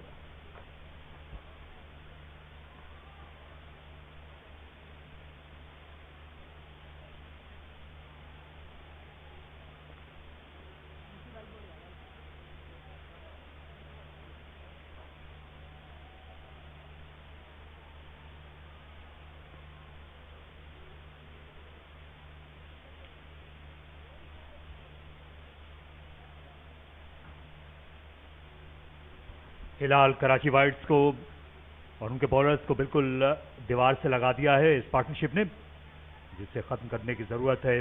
18 गेंदों में 15 रन बाकी हैं, दिफा करना मुश्किल होगा। आखिरी ओवर करने के लिए राहत को बॉलिंग फिर सौंप दी है मोहम्मद समी ने। आज ज्यादा मुतासिर कुन कारकर्दगी नहीं है कराची की फील्ड पर। हालांकि एक मौके पर ऐसा लग रहा था जब खुर्रम मंजूर खेल रहे थे और रमीज राजा जूनियर, तो इतने रन बना लेंगे जो मुल्तान के लिए आसान नहीं होगा क्योंकि बहुत ज़्यादा डेप्थ नहीं है मुल्तान की बैटिंग में। लेकिन खुर्रम मंजूर के आउट होने के बाद बिल्कुल तस्वीर बदल सी गई। बैटिंग बहुत सारे बैट्समैनों की आने ही नहीं दी है अब तक इन दोनों ने। 2 विकेटें जल्दी गिरी और उसके बाद ये दोनों विकेट पे ऐसा जमे कि अब तक 145 रन बना चुके हैं मिलके और 150 रन भी मुकम्मल हो गए इन 2 रन के साथ। तो अब 17 गेंदों में महज 13 रन चाहिए और मुल्तान की फतह यहाँ से यकीनी नज़र आ रही है, अनलेस के बहुत ही गैर मामूली बॉलिंग हो, कोई मैजिकल स्पेल हो कराची वाइट्स की जानिब से। सोहेब मकसूद अब मुकम्मल फिट दिखाई दे रहे हैं। कुछ अर्सा पहले इनकी कलाई का ऑपरेशन हुआ था। कलाई का ही नहीं बल्कि बॉटम हैंड का ज़्यादा अच्छा इस्तेमाल करने में कामयाब हुए। फवाद आलम ने बाउंड्री लाइन पर फील्डिंग की। या कुछ देर पहले तारिक रहीम जिस तरह बता रहे थे कि शायद ये मैच 19वें ओवर में ही ख़त्म हो जाए और ये मुमकिन है कि अगली 10 गेंदों में इसका फैसला हो जाए अगर ये दोनों बैट्समैन नॉट आउट रहते हैं अगली 10 गेंदों तक।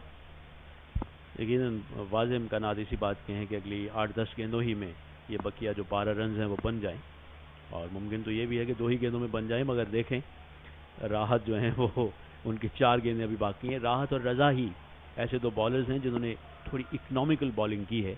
बकिया बॉलर्स की काफ़ी जो है वो पिटाई हुई और इरफान ने इस बार ऑफ साइड में गेंद को खेला और चहलकदमी के अंदाज में 1 रन मुकम्मल किया।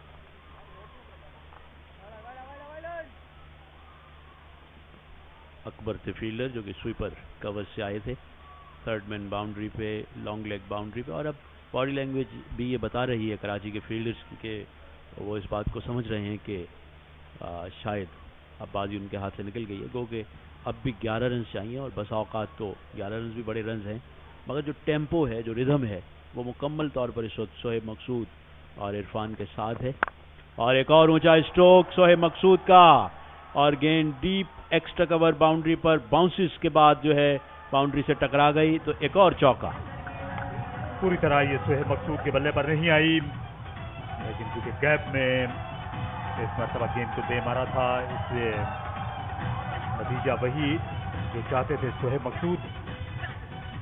शोएब मकसूद जो है स्पिनर्स की तरफ फास्ट बॉलर्स को भी कभी कभी ट्रीट करते हैं।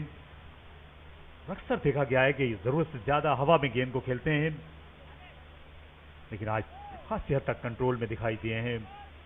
होम ग्राउंड है और आज पहली दफा लगा है ये बुलंद वाला शॉट देखकर कि कुछ T20 मैच हो रहा है।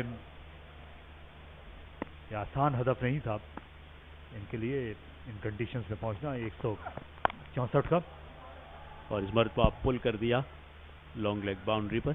जी हाँ, बड़ा मुश्किल था, और ख़ास तौर पे जब 2 विकेटें गिर गई अप फ्रंट और एवरेज भी उस वक्त इतनी अच्छी नहीं थी, तो बहुत ही ज़बरदस्त अंदाज में इन दोनों खिलाड़ियों ने बैटिंग की है और 152 रन की शराकत, जो कि अब तक नाकाबिल शिकस्त है, और अब एक स्ट्रोक के फासले पे। अनवर अली की खिदमत में कराची को नहीं मिल सकी, उनका टखना जख्मी है, बताया जा रहा है कि वो सर्जरी के लिए दुबई रवाना हो गए हैं। उनकी अदम मौजूदगी में समी ने कप्तानी के फराइज अंजाम दिए।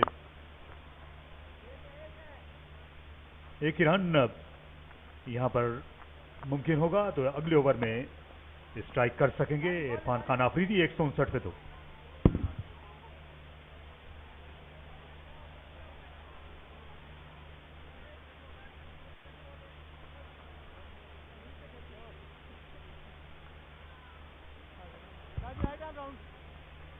ये T20 जो है इसमें एक ऐसी कशिश है खासतौर पर कम उम्रों के लिए।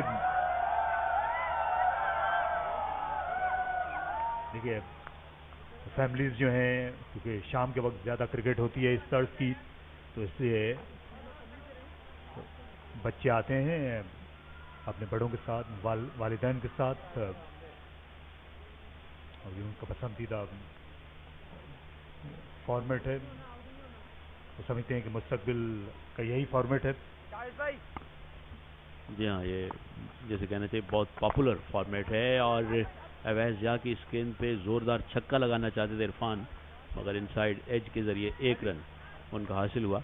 और बिलाशुबा इस फॉर्मेट ने बहुत कम वक्त में बहुत ज़्यादा पॉपुलैरिटी जो है वो हासिल की है, और न सिर्फ पाकिस्तान में बल्कि थ्रू आउट द वर्ल्ड। और बल्कि अब तो आप देखें T10 भी आ गई है, और इसके अलावा हांगकॉन्ग सिक्सेस और दूसरे सिक्सेस वो भी होते रहते हैं। इस मरतबा ऊंचा स्ट्रोक, फील्डर मौजूद, जंप किया मगर बाउंड्री के अंदर से 2-3 कदम और गेंद उनके ऊपर से गुजरी, और इस तरह 18.2 ओवरों में 8 विकेट की एक कॉम्प्रिहेंसिव विक्ट्री कहना चाहिए मुल्तान के लिए। और शोएब मकसूद और इरफान की ज़बरदस्त और जारहाना बैटिंग, उनकी जितनी तारीफ की जाए वो कम है।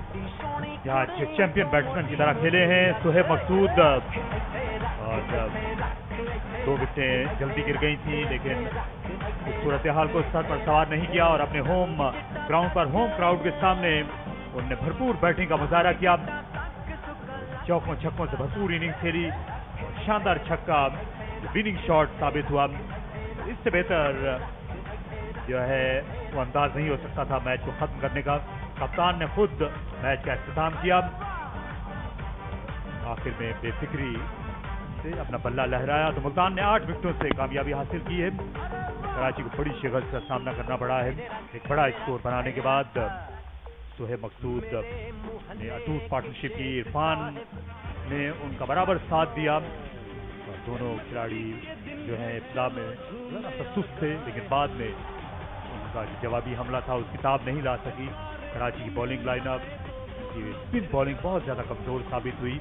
हालांकि आगाज़ अच्छा था, इब्तदाई जो 5 ओवर से उसमें राहत और रजा हसन ने ऐसी बॉलिंग कर दी थी, प्लेटफॉर्म चबूतरा तैयार था, लेकिन स्पिनर्स जो हैं वो आने वाले वक्त में उसका फ़ायदा उठाने में नाकाम रहे। मुल्तान ने खतरे की घंटी बजा दी है। इतना आसान नहीं होगा उनको देर करना उनके होम ग्राउंड पर। बिलाशुबा मुल्तान की बड़ी उम्दा कारकर्दगी, और न सिर्फ ये कि पहले 10 ओवरों में 100 के करीब रन्स कंसीड करने के बाद बॉलिंग में उन्होंने कम बैक किया।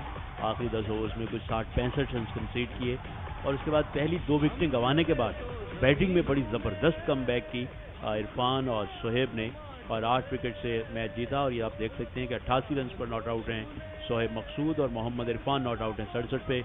ऊपर गुल रेस सदफ ने जो है वो 6 रन्स बनाए, और हसन रजा कोई रन नहीं बना सके थे, और यही 2 विकेटें गिरी। 5 एक्स्ट्रास के साथ 18.2 ओवरों में इन्होंने 166 को ट्रू करके टारगेट चेज किया। सिर्फ 4 स्पेशलिस्ट बैट्समैन थे मुल्तान की लाइनअप में, उन्होंने 6 मुस्तनद बॉलर्स पर इन्हिसार किया। यहाँ बॉलिंग में डेप्थ नजर नहीं आई। रजा हसन ने अच्छा स्पेल किया, 4 ओवर 17 रन से 1 विकेट, और राहत अली दूसरे कामयाब बॉलर थे। बाकी आप देख सकते हैं कि विकेट का कॉलम बिल्कुल खाली नजर आ रहा है। समीन, नादिर, दानिश अजीज, फवाद आलम या उवैसिया जो कि फॉर्मेलिटी पूरी करने के लिए आए थे 2 गेंद की। जी हाँ, और बड़े आसानी के साथ इन्होंने टारगेट को जो है वो चेज किया, और पहली विकेट भी 6 और दूसरी भी 6 पे गिरी, और उसके बाद ये 160 रन की नाकाबिल शिकस्त पार्टनरशिप जो है वो दोनों बैट्समैनों के दरमियान कायम हुई।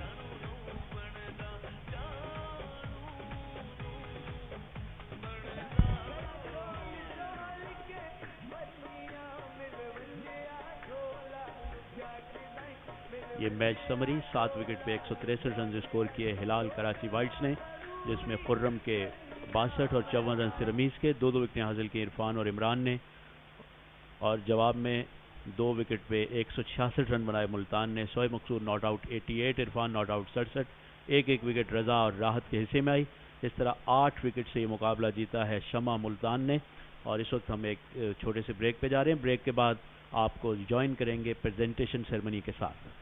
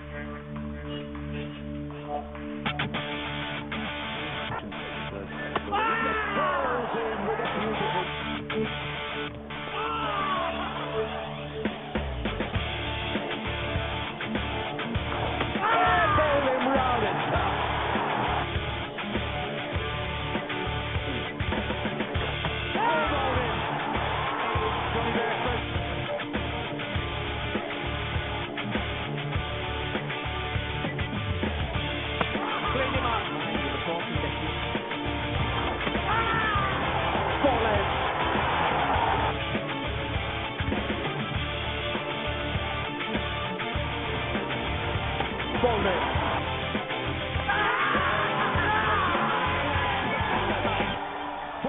For Yasir Shah.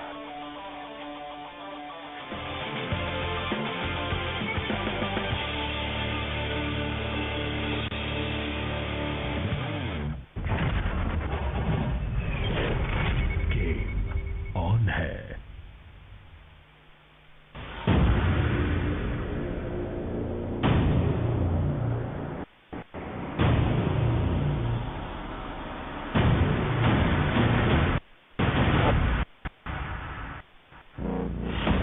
Super Asia Cup. Steel Islamabad. Golden Pearl Rawalpindi.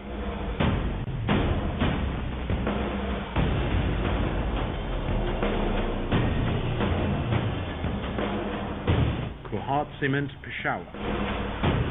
Shama Multan. See that, Malik this time slicing into the hand. Hard ball. Mezu Lahore Blues. 5-star form Lahore Whites. Bilal Karachi Whites.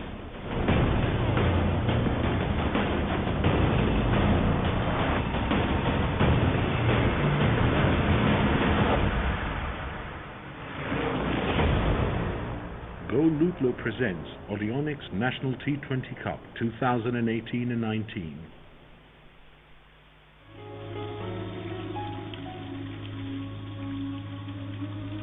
क्या हमारी आइंदा नस्लें पानी की बूंद बूंद को तरसेंगी?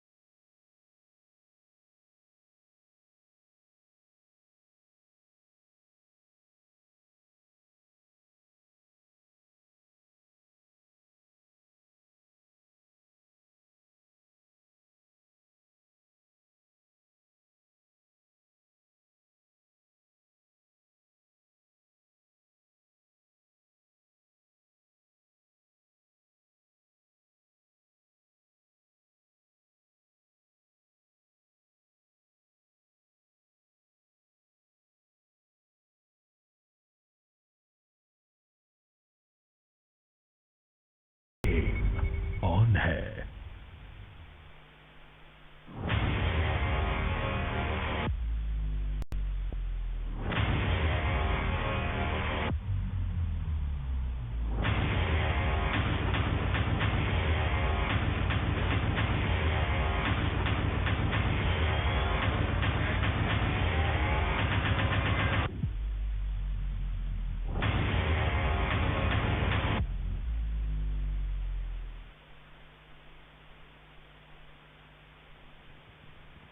Welcome to the presentation ceremony of this Go Lutlo presents Ionic National T20 Cup 2018-19। आज का दूसरा मैच खेला गया हिलाल कराची वाइट्स और शमा मुल्तान के दरमियान, जो कि एक्साइटिंग मुकाबले के बाद शमा मुल्तान ने 8 विकेटों से जीता और दोनों तरफ से ज़बरदस्त क्रिकेट देखने को मिली। प्रेजेंटेशन पार्टी में हमारे साथ मौजूद हैं mister Ashraf Siddiqui, national sales manager Ideonic, और उनके साथ हैं mister Younis Bhatt, senior manager security PCB. आज अगर हम बैटिंग की बात करते हैं तो दोनों तरफ से ज़बरदस्त बैटिंग देखने को मिली। दोनों टीम्स की जानिब से खुरम मंजूर ने 62 रन बनाए कराची के लिए, लेकिन जवाब में मुल्तान की जानिब से उनके कैप्टन सोहेब मकसूद ने 88 रन की ज़बरदस्त इनिंग्स खेली। इरफान खान ने ज़बरदस्त बैटिंग की, 67 रन बनाए, जिसमें 2 छक्के और 6 चौके शामिल थे। लेकिन आज के जो man of the match declared हुए हैं, is the captain of Multan Sohaib Maqsood for his 88 run. I would request Mr. Ashraf Siddiq to give away the Ionic Man of the Match Trophy Award to Sohaib Maqsood, and also to present him the cash prize of 25,000.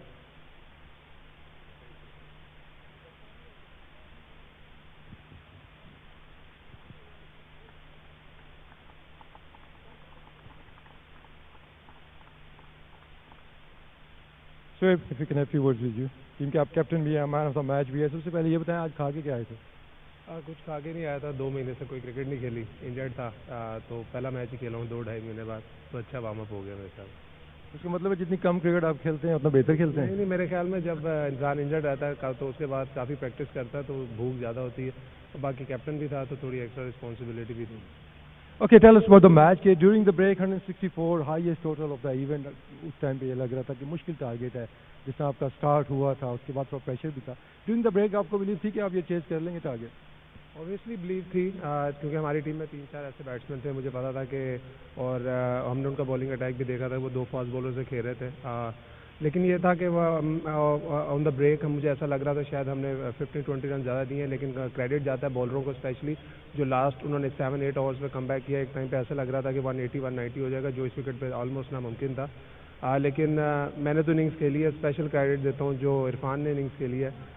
Totally सबके लिए surprise था.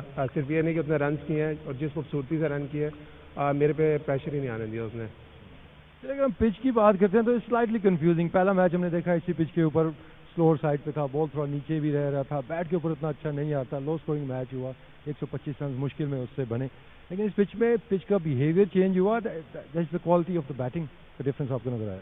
उसी में मेरे ख्याल में pitch पे spin नहीं था इतना, लेकिन पिच स्लो थी.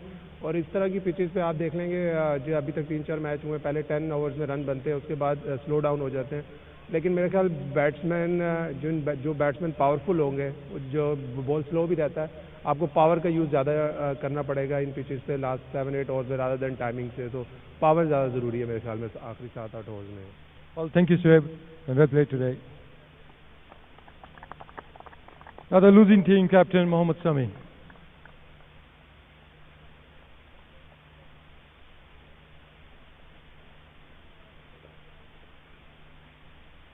Sami 164 on this pitch. सबका ख्याल ये था कि काफ़ी रन हैं, डिफेंड करने में कामयाब हो जाएंगे. What went wrong? I think काफ़ी चीज़ें गलत हुई हैं. बॉलिंग फिर फील्डिंग जो दोनों मेन फैक्टर थे. उसके अलावा दोनों ने बहुत ज़बरदस्त इनिंग खेली. सारा क्रेडिट उनको जाता है. लेकिन आज हम लोग बैठेंगे और अपनी गलतियों को देखेंगे कि कहाँ हमने फील्डिंग और बॉलिंग में गलतियाँ की. तो यू स्टिल सेटिस्फाइड कि 164 रन का जो टारगेट था एनफ था इस पिच के ऊपर? आई थिंक इनफ था टारगेट, लेकिन हम 20 रन एक्स्ट्रा कर सकते थे जिस तरह हमने स्टार्ट लिया. लेकिन ये कि इनफ टारगेट था. अब बॉलर हम डिफेंड नहीं कर पाए और थोड़ा फील्डिंग का इशू आया हमें. तो हम कोशिश करेंगे इसको बेहतर करें. ऑब्वियसली कराची की एक बड़ी टीम है. T20 क्रिकेट में हमेशा से आपकी परफॉर्मेंस अच्छी रही है. कोई ऐसी चीज़, ऑब्वियसली आपका पहला भी मैच था, अर्ली डेज हैं, लेकिन कौन सी एक ऐसी चीज़ है जो आप चेंज करना चाहेंगे, इंप्रूव करना चाहेंगे अगले मैचेस में? डेफिनेटली बॉलिंग और फील्डिंग, क्योंकि मेन फैक्टर है ये दोनों. हम जितने भी टूर्नामेंट गए इसमें बॉलिंग और फील्डिंग का हमारा मेयार काफ़ी स्टैंडर्ड अप रहा है. और अल्हम्दुलिल्लाह बैटिंग तो वैसे ही हम ज़बरदस्त करती है कराची की टीम. तो कोशिश करेंगे इंप्रूव करें अपनी बैटिंग और fielding. Well, thank you very much, Sami, and good luck for the remaining matches. And that's all we have at this presentation ceremony. और कल 2 मैच इस टूर्नामेंट के दोबारा गेम से खेले जाएंगे, तो कल आपसे दोबारा मुलाकात होगी. तब तक के लिए अल्लाह हाफ़िज़.